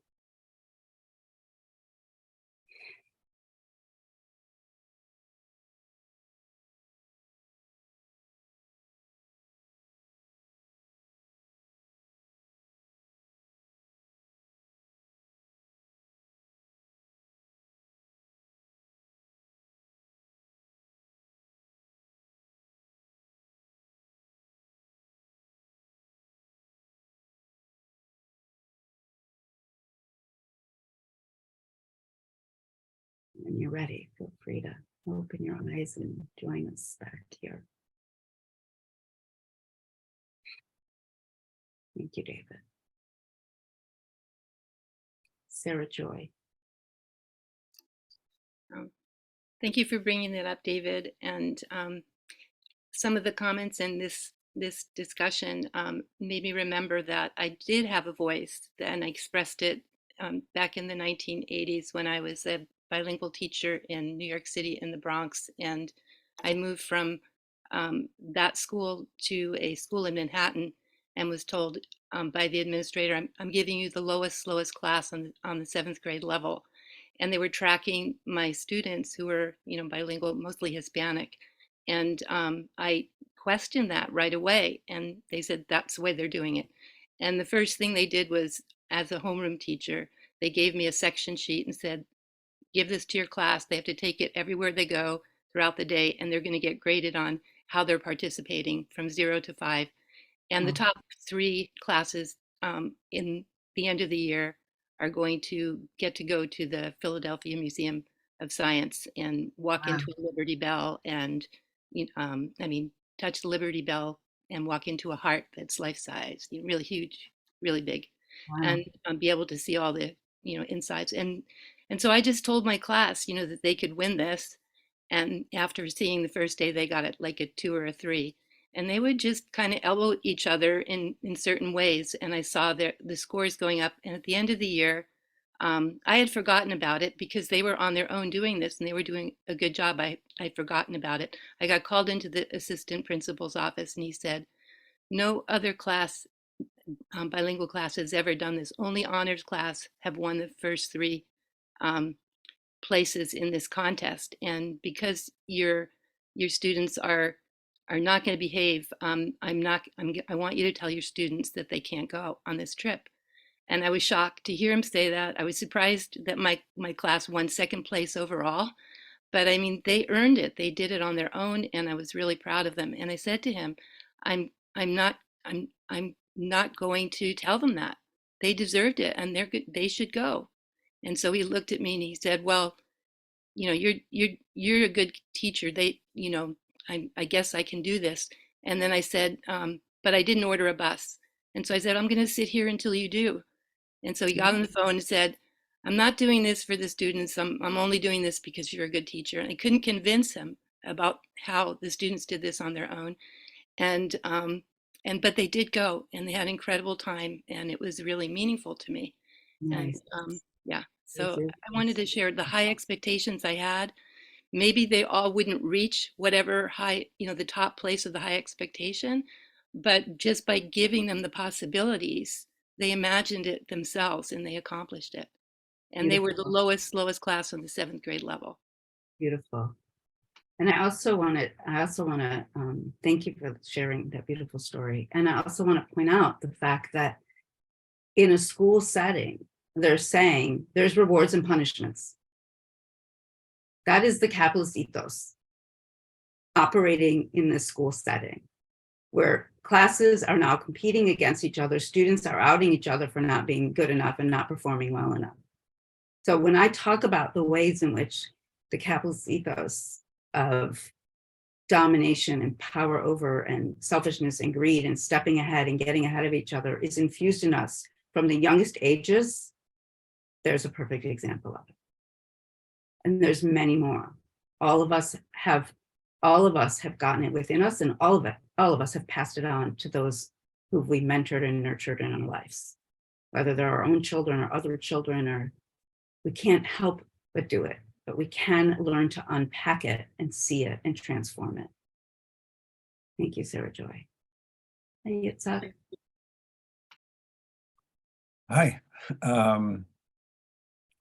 I want to address something that I'm hearing in the conversation, but not hearing spoken about directly initially with Andre's question. And then you both spoke about it when you were talking with David and responding to him. I'm totally behind prophetic empathy, but I'm feeling like there's a step that may have that we may want to introduce before that, and that's the concept of prophetic imagination, which I associate with Brueggemann's work titled Prophetic Imagination some 40 years ago, and more recently Danny Matt's work on Elijah, which is, how do I imagine a connection with the infinite source that prophets took for granted? How do I imagine that in me? Because until I can imagine a connection with divine intention in myself, I don't think I can really get to prophetic empathy. The first empathy that I'm speaking to is self-empathy. I have to feel that spark in myself before I want to resonate with the spark in you or some other repressed person, class. And maybe the technology, maybe the practice that Andre was calling for doing that is different than the one he's assuming when he's asking you for practice, if in fact that's a step that may be skipped. So I guess my question is prophetic imagination a step? Yeah, so I think you came in a little late. And so I mentioned that one of the steps is imagining the world we want. And that is that prophetic imagination. What is that prophetic imagination of the world that we want, and how do we get there? And through the workshops and teachings that I do, we do engage in a discussion of how do we connect with a source beyond ourselves, a source of divine intention, of divine love. I don't always use those words because some people do not embrace that, and it can turn people off. But how do we connect with something that's grander and greater than ourselves, that gives us the capacity to embrace awe and wonder in this universe, awe and wonder and radical amazement, as Heschel would say. So it is actually a component of it. Yeah, definitely. Thank you. Thank you so much. So what I would like to do, thank you, Yitzhak, is I would like to take a 5-minute break, because we've been sitting here together for over an hour and a half, and it's nice to take a break. And then when we come back, what I think I'd like to do is maybe do a role play and engagement. But maybe before we do that, maybe we'll take a 5-minute break. We'll go into breakout rooms. I want people to have a break to go to the bathroom and do whatever you need to do. And then we'll come back and we'll do, let's do breakout rooms for 15 minutes, just to share. Not everyone's had a chance to speak, just to share from your heart how you're feeling, how you're doing, any hope or grief that's arisen for you. And I want it to be, I'll set this up again, but what I want to have happen in these breakout groups is I want deep listening. So I don't want you responding to each other. So when you're listening, I want you to really listen. And then I want each person to reflect back 1 or 2 things you're hearing the other person say. So you would say what I think I'm hearing you say, or what I understand you to be saying. Not what you're hoping they're saying, not the stories you're telling yourself, but actually the words that you're hearing. And you can even repeat them back as you're hearing them. So let's take a 5-minute break.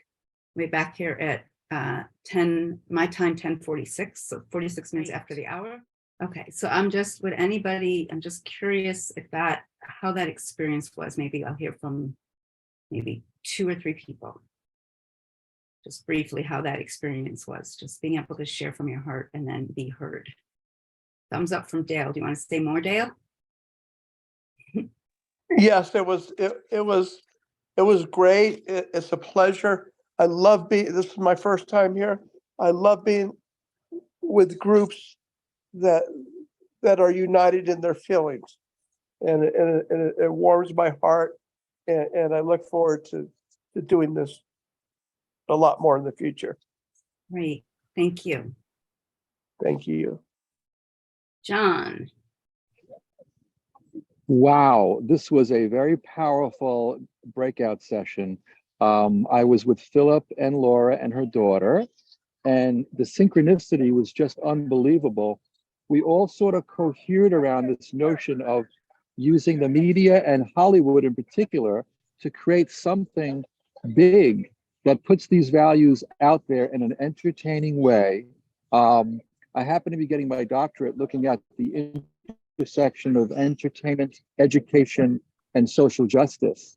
And Philip is out in Hollywood, and we all sort of thought about, gee, maybe if there was a Netflix series on this, starring Cat as a kind of Mrs. Mabel, the new Mrs. Mabel kind of thing. But hey, stranger things have happened, and I think we really need to dream big. And all this sort of came to fruition.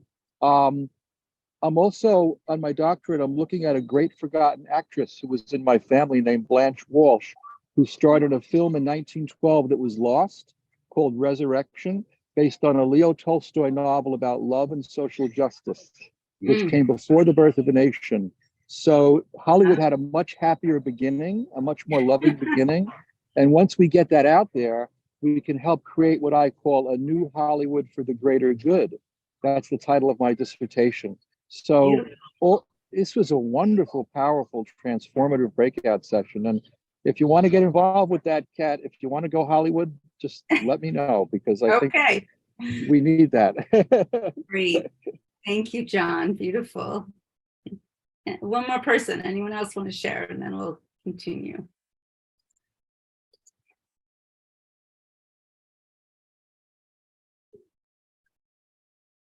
Okay.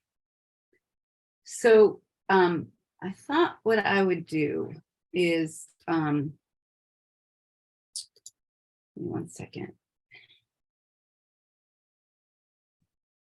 What I actually want to do, I think, is do an example, do a role play.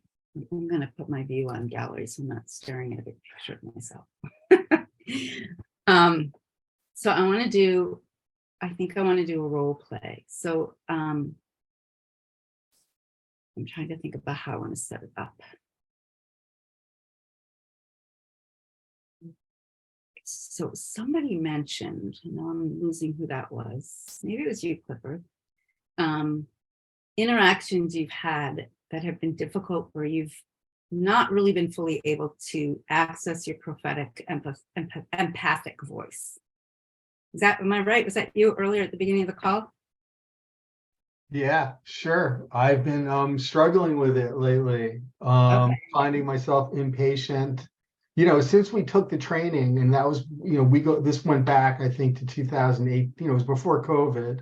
Mm-hmm. And, I've been trying to be true to the teachings and, and reading some other stuff too along the way. And so, so I've just been struggling with, with keeping myself in a place of love, in a place, where it's easy for me to see the pain that the other person has, or, it's just, I just feel like I've been bombarded with behavior, that's so difficult. I'm on the board. So Clifford, I'm going to jump in so we can get into the role play Sorry. rather than talking around it, if that's okay. Yeah, sorry about that. Okay. No, you're good. So let's think what I want you to do is think, and other folks, I invite you to do the same thing. Think of an interaction you've had that's been difficult, and you can, we have another time for another one, but also you can use this, watching this, to help you think through how you would navigate your own challenge in those interactions. Okay. So Clifford, I want you to think about an example of a time you were interacting with somebody, and you found it difficult to have access to the depth of compassion that you think would have served more fully. And what I want you to do is share with me. I don't want to hear your thoughts about it. I just want you to share with me, like, very briefly, what the facts of that situation are. Sure. So I'm on the board of my co-op, and I had a shareholder who was totally violated the rules of our co-op and was involved in a renovation without rules. And we have rules to, that require board approval. And she was dropping things off at my apartment, and she wanted to get going like the next week. And I was trying to help her and trying to explain to her the rules of the co-op, and, really spending a lot of my time to try to help her and guide her through the process. And she was, completely hostile towards me. And, and I kept reminding myself to be, stay in line with what you taught me. And I did not lose it with her, but I did want to lose it. And okay. I did. All right, so there you go. So we're going to pause it there. Okay, so we will do this role play, and then I invite other folks to think about another role play that's in the political realm. This is less so, but it's still an opportunity to practice some of the skills. So I'm going to invite you to be that person that you had the difficulty with, and I will be you. Okay. I will model.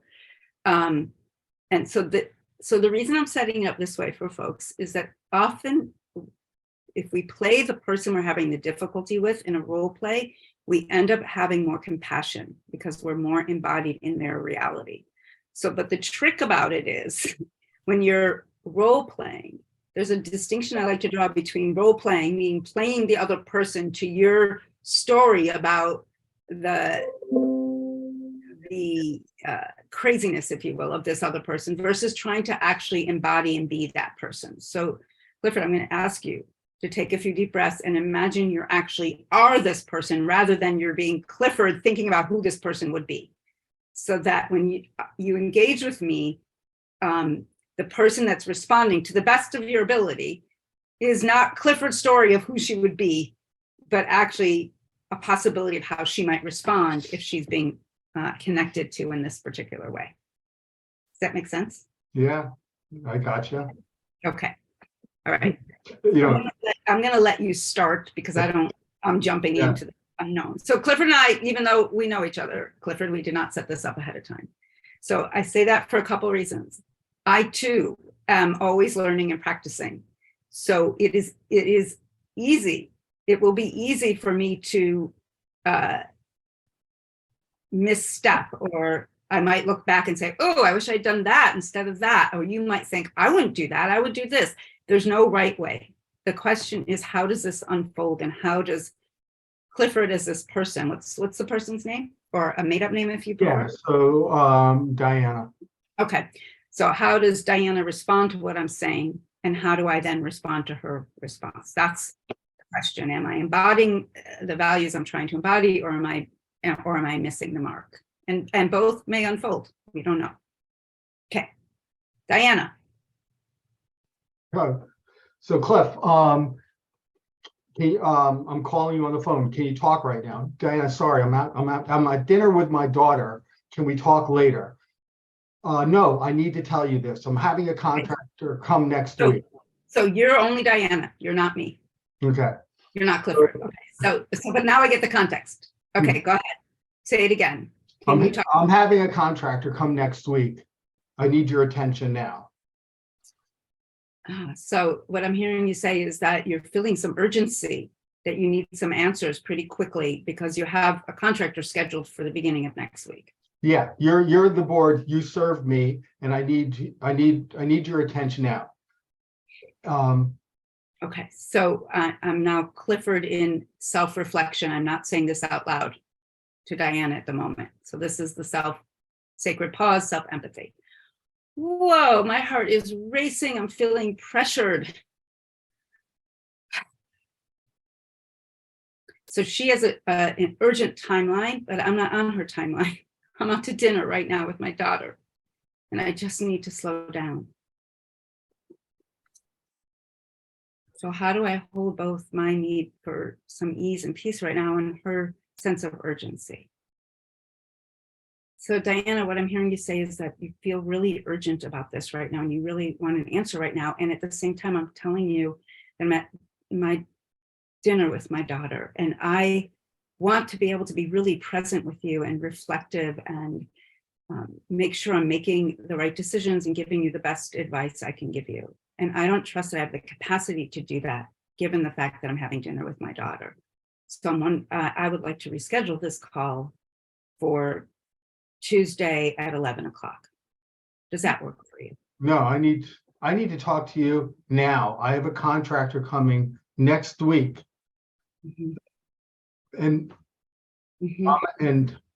so I'm hearing that you have a contractor coming next week and you feel urgency, and I feel confused about why tomorrow at 11 o'clock doesn't work for you if your contractor is not coming till Tuesday. Can you help me understand that?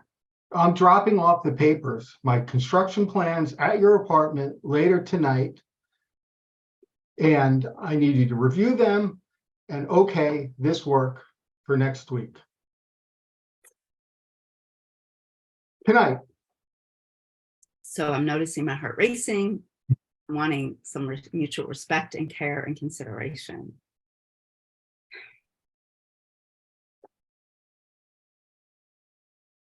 So Diana, I'm really hearing that you really want my attention and focus right now, and that sounds like it's really important to you. And at the same time, it's also really important to me to attend to my family's needs. So you are welcome to drop them off tonight, and I will get back to you as soon as I'm able to review them. And I will talk to you tomorrow at 11 o'clock if that works for you. If tomorrow at 11 o'clock does not work for you, then please let me know what time does, and I will try to adjust my schedule. Okay, but I could not have said that because I had to go to work the next day, and I'm a lawyer and I have a court appearance. So, I couldn't make myself available at 11 o'clock the next day, nor could I review her plans and get back to her by 11 the next day. And our co-op rules provide that this is all supposed to be done at least 30 days in advance. Okay. But So, anyway, yeah, so yeah, I couldn't have made that so, offer. yeah.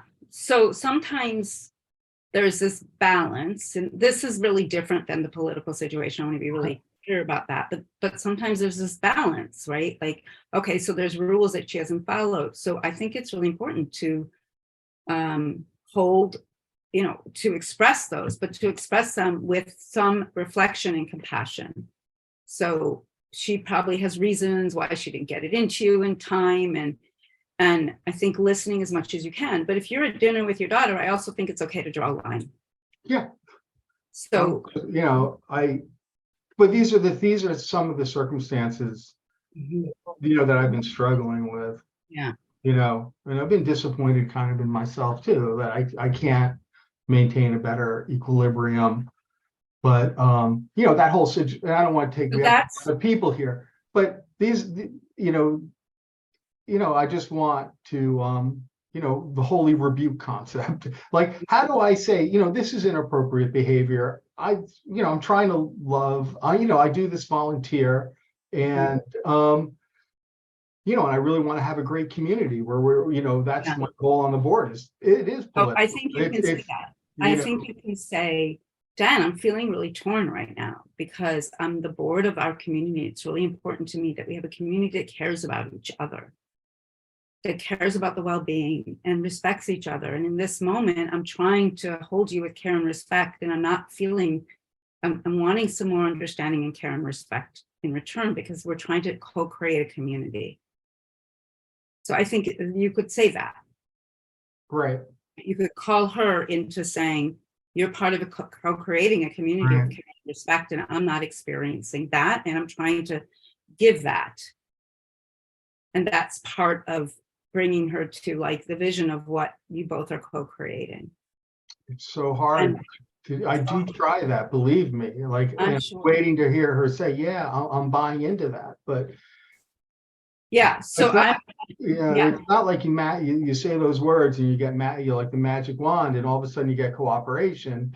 When people want something, they can be hostile and they just want it. Yeah, so I'm gonna pause us here. Absolutely, when people feel urgency, they can draw really strict boundaries and demand, and I think in a compassionate way, we can also draw boundaries, but we can do it in a compassionate way, and that is also okay. And self-empathy is really important when you're feeling when that hostility ends up affecting your own nervous system, right? Because our nervous system gets impacted and affected by other people's nervous system. So that's why when I felt your urgency, I noticed like my nervous system started racing, like I started to take it on. And if I then respond from that place, then I'm only feeding that beast. And I don't want to feed that beast. So that's why I did this self-empathy. So thank you.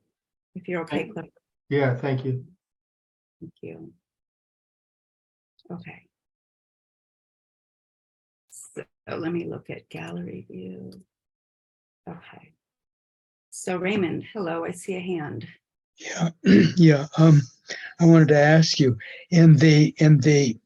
someone says something that is not okay, as in just a situation which we've just described. When in that period, the previous period, before you respond in your interior dialogue, can you say a little bit more about what the interior dialogue, what you tell yourself? Do you tell yourself, this really makes me angry? Or do you already in the internal dialogue try to start modeling the empathic response? How honest are you with you in your self-empathy? How honest are you about your own feelings? Right. So if it's literally internal, right, as opposed to expressing it out, I'm very honest. So in this case, I wasn't angry. I just noticed my nervous system. As the conversation went on, I probably would have gotten more frustrated. But I would be very honest. I'm feeling really enraged right now.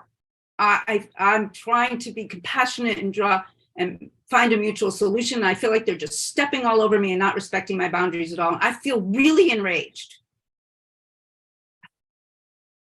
Okay. Now, that is not going to create connection, right? So that's not what I'm going to say.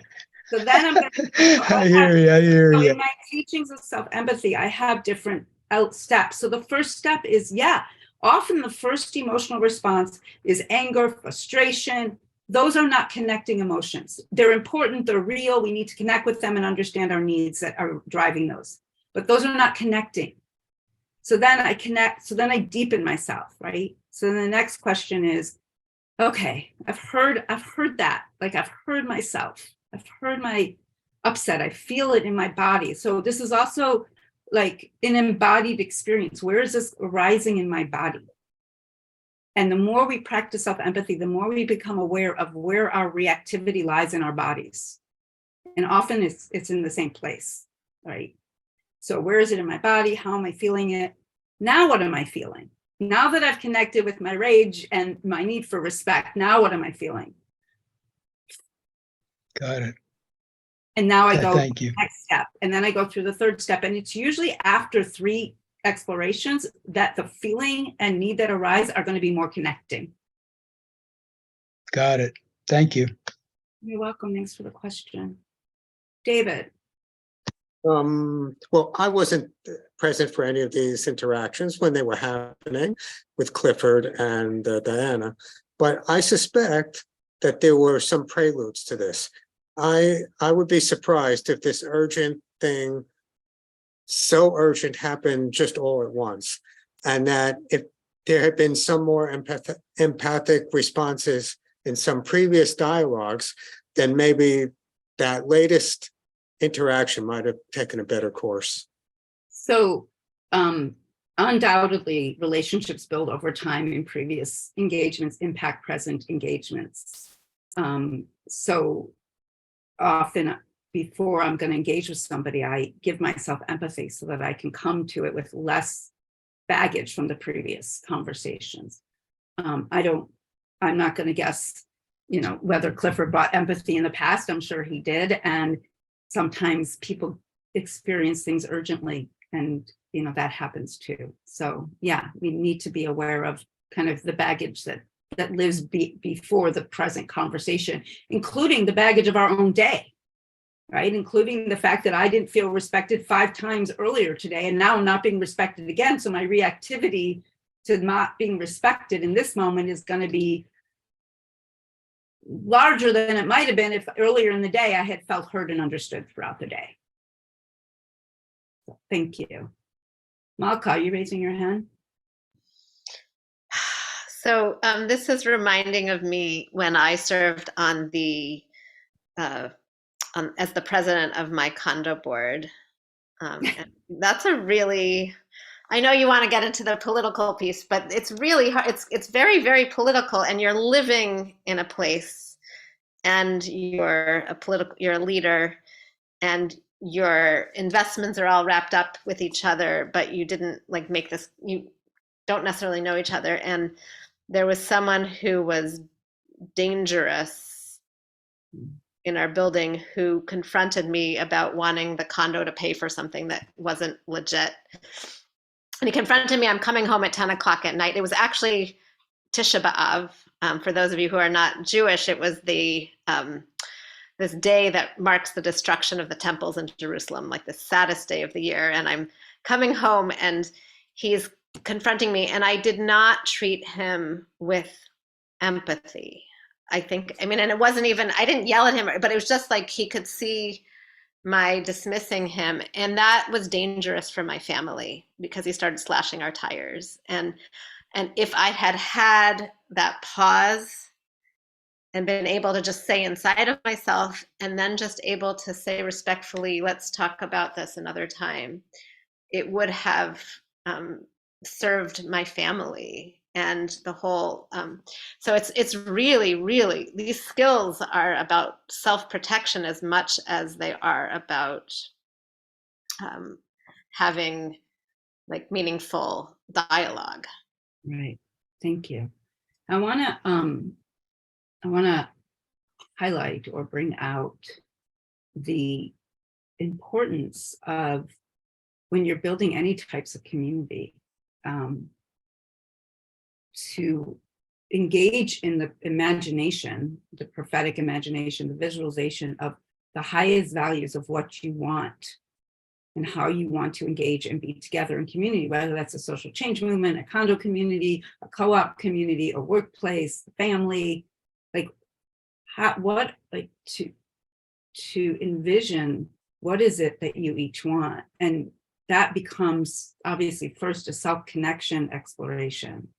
What is the kind of community I want to live in? What is the social justice movement I want to live in? And how do we create that and embody it as our movement, as our community, as a manifestation of what we want in the larger society?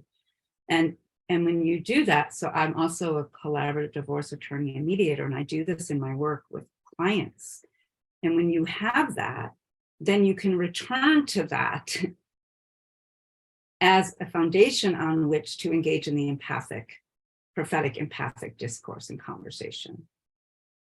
So that so when I say you're calling them to your higher selves, you've already asked them, what is the highest vision of what we want this to look like? And you have it. I have it written down when I do this. And then you return to it. And then you can explore, like, what's getting in the way of us embodying that right now? What's making this so difficult for us? Can we open our hearts and step back into that place when we have that vision? What's interfering with that manifestation right now? And we often don't take the time to do that until we're already in the mucky muck of it. So whenever we're co-creating, I think it's important to engage in that, the highest vision of what we want first, so that we can return to it when we're not there. Because we won't be there all the time. We will lose our connection with that. Life happens. Messes happen. So, Dale. Thank you, Mark. So Dale, I don't know if you heard me say, go for it. You're muted. Dale, you're still muted. There, nope. Okay, I have a conversation, political conversation with someone that's actually still a friend of mine, and make it short and sweet. He was telling me what a great president Trump is, or at the time, because he runs the country like a businessman, and that's how it should be run. And I go, well, he's had like 12 bankruptcies. He goes, yeah, he's taking advantage of everything that's offered to him. I go, you're a contractor. How'd you like to be one of the people that did a big job for him, that he declared bankruptcy and you got stiffed? And that's okay. Kind of the gist of it. Great. Okay. So let's do that, because I think that's a lot of people have engagements with people with different political views that they find challenging and bump up against. How do we have these conversations? So I'm going to do the same thing with you. I'm going to invite you to play that person. Now I have an invitation. If somebody would like to be Dale in this, and then I will jump in with coaching. And if no one does, then I will do it. But it's an invitation. If somebody would like, so Dale will be the person and somebody will be Dale. Is that clear? What I'm throwing out to the group? So Dale's going to be the one who's the Trump supporter. Somebody's going to be Dale trying to talk to Dale about the problems, or however you want to do that, using some of what you've heard today, or some of what you've learned in the past, or just your own skills and experience. And so there's no, as I said, there's no right way to do this. We're learning. And then I will jump in with coaching. But if no one wants to do it, I'm happy to just do it. Is there somebody who would like? Malka. Thank you for volunteering. It feels really hard, but that's why I'm really hard. So it is really hard. And so I want you to put your hand on your heart for a moment. I want all of us to open our hearts and our hands to Malka and send her like love and support, and to know that she's being held in a community of people who are co-learners and not judgers. Okay, this is a safe, let's try to embody a safe community. I can't say this is a safe community, but let's make this as safe as a community as we can feel. So Malka knows, like, all of us are trying this. None of us get it right. And it's a co-learning environment. And the gift of you volunteering, Malka, is that you are allowing all of us to learn together with and from you. And the other thing I want to say to you is, if I jump in and question or redirect, please know it's coming from compassion and efforts to expand all of us and support all of us. Sound good? Okay, do you feel ready? Mhm. Okay. If you want to give yourself any self-empathy, which you would model out loud to us before we begin. So if I was going into a conversation with somebody I thought was going to be difficult, I would probably give myself some self-empathy. Not that you have to, but feel free if you want. So one thing I do is I put up my boundaries, like this boundary, so that his toxicity isn't going to get in. Mm-hmm. Yeah. Okay. So Dale, you can just be Dale, but we know you're playing this other person. So. And what's your name? Ed. Okay, Ed. Hi, Ed. How are you today? I'm great. How you been? Doing well. Long time. Long time. Well, I sure am really pleased with the way the country's turned around, and boy, it's starting to be great again. You know, that's what we needed is a businessman to run this country, and he doesn't take any crap from nobody. He knows everything, and you know what? He's got quite a past in business. I'm really proud that he's my president. So the inside, I'm starting to feel anxious. There's a part of me that wants to just tune out and say bye. Mm-hmm. He also seems warm, which is interesting. I'm noticing he wants to connect with me. Mm-hmm. So when you wanna say bye, what would that do for you? What would saying bye? How would that support you? It wouldn't really. It would feel bad actually to disconnect from him, because he is actually. I'm enjoying that he's so warm towards me. Uh-huh. Okay, so that's a beautiful realization. Like, there's a part of you that wants to withdraw, and yet there's a part of you that realizes it wouldn't actually serve your kind of other desires and needs. So I want you to tap into the part of you that is rejecting the desire to withdraw, right? The part of you that actually wants to connect. And then speak from that, whatever your truth, whatever you want to say from that place. Speak from the place that the part of you that's like, I want to draw in. I want to move in. Dale, it's really wonderful to. Oh, sorry, Ed. Ed, it's really wonderful to see you. We haven't seen each other in a while, and I'm so glad that it sounds like you're doing well. Yeah, always. And it's always good to see you too, my friend. We've known each other, what, 15 years now? Yeah, and I do want to share with you that I have some different perspectives on our new president. And what are those? So I just want to jump in for 1 second. In a situation like that, I might say, are you open to hearing it? And before I shared, just, you don't have to do it, but I just want to point, I might reflect back what he appreciates about the president, so he feels heard. So you don't have to. Remember, it's interesting. Like, it was so, like, I think I got emotionally overwhelmed when he started talking but let me try. So Dale, I heard you say how excited you are to have President Trump in office, and his that you talked about his having a businessman in office and his enthusiasm. And is there anything else that makes you excited about the new president? Oh yeah, he's we had open borders. We had murderers and rapists and people bringing drugs and raping our daughters. And he's put a stop to that. He's closed the borders. He's not taking anything. If he finds them, he sends them right back. In fact, he empathizes with Duterte from the Philippines, who's got a great way that he runs. If he finds people that sell drugs, he just kills them, and there you go. How much simpler can it be? And we have to close. Ed, I'm hearing that's our biggest problem. Giving them free food. That you feel that he's addressing some issues that have been concerned.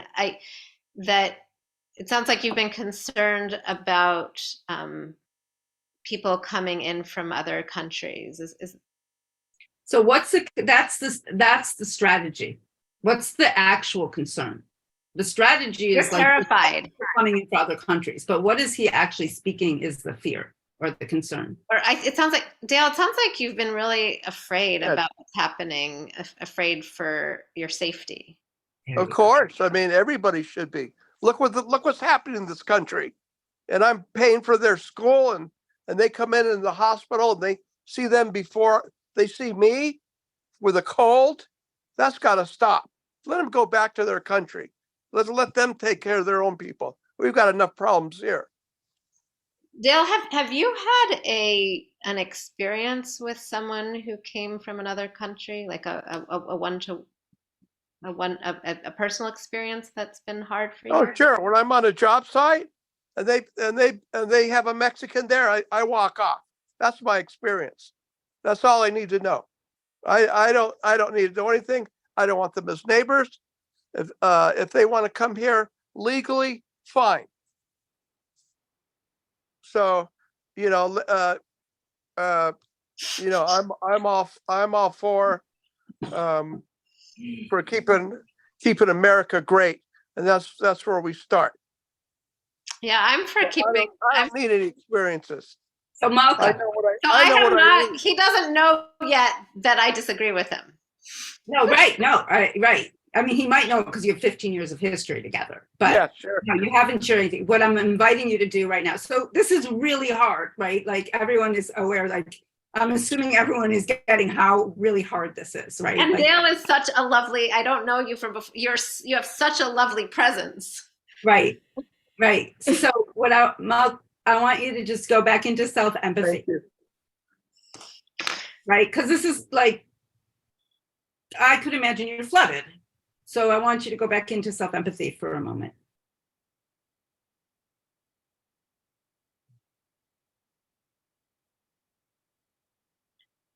Ed, can I share something personal with you? Sure. And I'm sharing this. It's a little bit vulnerable for me, but it feels important to share what's on my heart and my concern for my own family. So, Ed, as I think you know, I'm Jewish. Yeah, you're my only Jewish friend. You're my only Democrat friend too, but we're buddies. And as you may know, unfortunately, Jews are used as pawns in political systems, and and we've already seen some indication that President Trump is doing some things to increase anti-Semitism in this country. And not true. And I'm quite concerned about my family, and I have some children. And so I hear that President Trump, that you're excited about President Trump, and but it's important for me to know, to me, that you know that there are dangers for me and my family. Well, Trump is for the Jews. Wait, Dale, hold on one second. Do you have a request, or what would you like to hear back? And I'm wondering whether you're willing to do a little bit of studying with me. Nice. Oh, I've studied. I've done plenty of research. I'm wondering if you're willing to do a little bit of learning together about some of the dangers that President Trump's policies are bringing to. I just know what he's done now compared to Obama with his open borders and putting people in cages. So what else is there? I mean, there's proof. I So researched it. I'm going to jump in. Please. No, so I'm not. So I want to say that that was exquisite. I think we all can learn a lot. It's not uncommon that we can engage in conversations with people in these ways on either side, and that we get really and Dale playing Ed was really passionate in his beliefs and he felt them strongly. And so I think one of the first of all, I want to say a conversation like this could take hours. It could take hours for him to be prepared to hear you. So, I mean, I've engaged in these conversations and sometimes it's hours and I will stay in an empathic place. So I would actually might have highlighted the passion that was coming from him rather than try to redirect it. It's not that anything you did was bad or wrong. I just might have chosen to say, wow, I'm hearing that you have a lot of passion for him as the president and that you really feel like the country's becoming better and safer. I want to, like, can you help me see that more clearly? Like, try to really get into his experience, as painful, like as hard and uncomfortable and painful as that could be. And it would be, right? I'd be like, and then periodically I might check in and say, you know, I have a really different experience. Are you open to hearing my experience? And then they might say yes. So then you get to share. But like you did, 2 sentences of sharing, and they're going to come back and say no.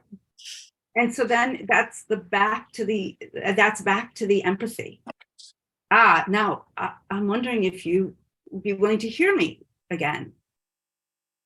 And it's this, that's why I say it's this dance. And in the midst of all of it, as he's doing his thing, I'm giving myself empathy. Because really he's repeating himself, right? He's pretty much saying the same thing in different ways. The underlying needs and the underlying expressions are the same. He's using different examples. The borders, the this, the that, they're all different. They're all different examples of the same underlying concerns and needs. So I can connect with myself and give myself empathy and still hear and understand what's happening at the same time. So I want to say that I hold that self-empathy is still a quality of connection with the person because I'm still present. And what are you saying to yourself? I'm saying to myself, holy shit, what do I do? How do I'm overwhelmed, I'm flooded, I feel hopeless, I want to disengage, I don't have the energy for this. And sometimes I'll even put my hand on my heart right in front of the person. Like, okay, that's all true. And yet I have deep values for creating a world in which we can communicate across our differences, in which I can hold him with respect just as much as I want him to hold immigrants with respect. If I'm going to try to help him see a different picture that humanizes people that he is dehumanizing, if I dehumanize him, how can I possibly help him see the value of humanizing people? So how do I allow myself to see his divinity is how I would say it. How do I allow myself to see his humanity and let him know that I see it? Mm.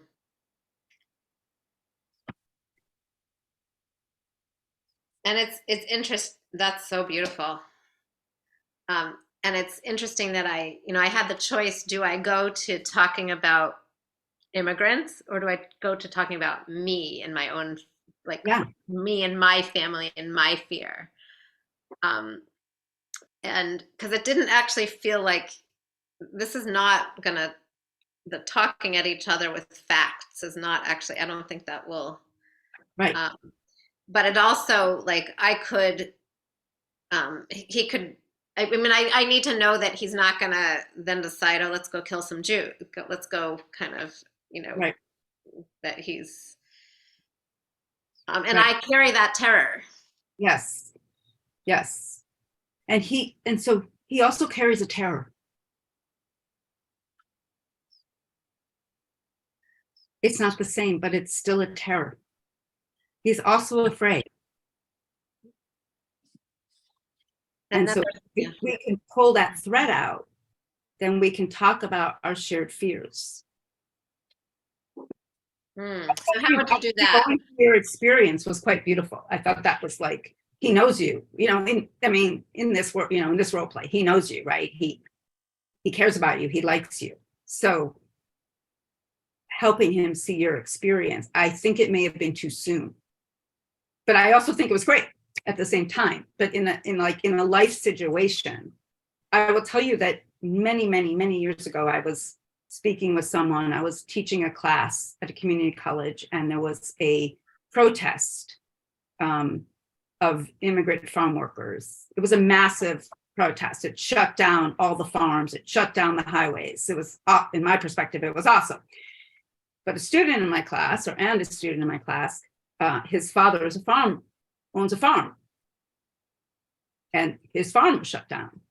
And the student and I started talking after class, and he started expressing his rage.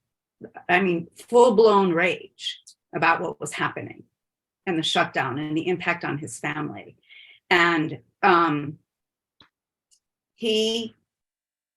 was actually afraid that he might hurt somebody. I mean, I was literally afraid, like the level of his rage. He's a young adult.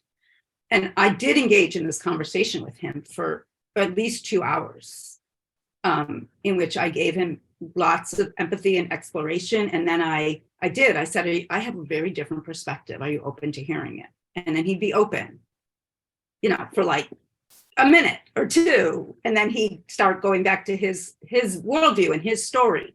And then I would empathy. And so this went back and forth and back and forth. And by the end, I could see that his nervous system and his reactivity had significantly reduced, and that I was no longer afraid. And I could see that he could look at the world through a different lens. And he went home, right, to his family and his family's worldview and his father's perspective, where my farm is now going to lose tons of money. So I had no illusion that he would hold on to it. But this was a touchstone. This was a moment of a different perspective. And so in response to David, who says, how are we going to do this? If millions of us have these skills in this world, then there'll be more touchstones in people's lives. So the interaction Malka and Dale just had, Dale playing Ed would have more and more times in his life. It would happen, as John said, through the media. We'd have more and more examples of people experiencing this. And the more opportunities this is in the world, the more touchstones people have, the more that we will start to shift social consciousness and social energy toward compassion and curiosity and love, the more we embody it, rather than what the media does and comedians do so well, is to make fun of people who don't see the world like we do. But in making fun of them, it's demeaning and putting them down. Instead of trying to engage in humor through an empathic, like I love humor, it's great. And there's an empathic way to do that. So thank you, Ed and Malka. We're coming to the end of our time. Andre has his hand up. Thank you both, that was awesome. I hope everyone, if you valued that and feel like you learned something, could you just give a reaction, thumbs up or something, wave your hands, so that Malka and Dale know that there was a contribution through that challenge. Thank you. Yeah, so everyone, there's so many people appreciating it. Great. Andre. We may not have time, Rabbi, but I was wondering if we might ask Dale how he actually responded in that conversation, how he handled it, what he said back to that person. I don't. Yes. I'm gonna pause there. We don't have time. And I don't think that's as important for the learning right now. Thank you. That's fine. Thank you. I'm getting beat. Okay, John and then Raymond. Just quickly, how wonderful, how valuable this whole session, this whole day has been. And that wonderful role play, extremely valuable and important when we're in that same situation to have empathy. But I also see it that it's important for us to present some facts in an empathic way, that's an opportunity. For example, like what we learned today. One of my takeaways from today from Cat is this conceptual tool of this framework of a world of domination versus a world based on love and justice. Now, you could, in a conversation like that, you could actually bring it in and even take it to the point of saying, you know, I belong to a group called the Network of Spiritual Progressives, and here's what we think, blah, blah, blah, blah, blah. And so you're bringing in something added to enrich the dialogue. And if you do it in an empathic way, I think that could turn the course of the conversation too. Absolutely. And I think that one of the ways you bring it in is by first living it in the conversation. So, and also bringing out from him that he would say, I'm fairly confident that he would say, yeah, I want to live in a world with love and kindness, but just not for them, right? Like, and in order to do that, we have to have safe borders. So then how do you, but absolutely part of the prophetic empathic move is to help people understand that we are steeped in an ideology that we don't see. And I think what was so beautiful about Malka did was she talked about her personal experience. So I think the way to do that is to talk about it. Like I might say, this wouldn't be true in this instance, but there have been other instances. Like I might say, I used to think that too. I used to think that there wasn't enough for everybody. And that if we shared resources, that I would not get what I needed. But I actually don't think the world is divided like a pie. I actually have a different experience and belief system now. I'm wondering, can we explore that together? What would that be like? Or, so that's how I might do that. Yes, yes. Thank you, John. Okay, so we're wrapping up. So what I'd like to do is I want to close in the next minute or two with let's take some deep breaths. That was a lot. Thank you all for bringing your hearts and presence and questions and curiosity and commitment. Can you feel yourself grounded? And I think what I'd like is for everyone to just put a word or two in chat. Two things. One of which is something you see in this new world that we're trying to create. Something beautiful that you see, whether it's children playing at a playground or whatever it is that you see in a world. Imagine a world where we've actually transformed this consciousness and where we're actually building a sustainable, loving environment. What do you see with your eyes? Like if you were to close your eyes and open them, what do you see? And then one appreciation from our time together today. It doesn't have to be toward me, just an appreciation. Is that clear what I'm asking to put in the chat? Looks like people are putting it in the chat. So, can you repeat that again one more time, please? Yeah. So one thing that when you open your eyes in this transformed world that you're seeing, like community gardens, children playing joyfully at a playground or without adults controlling them, or and then just one appreciation.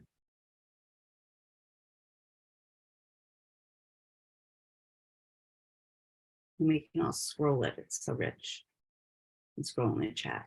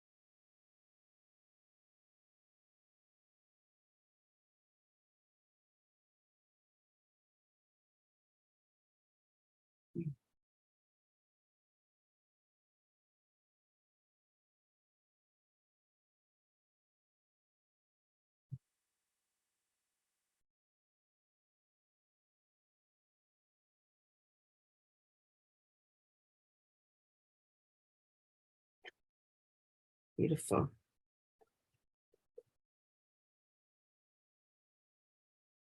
So I just put my email in the chat for those who don't have it. If you are interested in joining a cohort with me and co-learning and co-practicing and taking a really deep dive, please email me.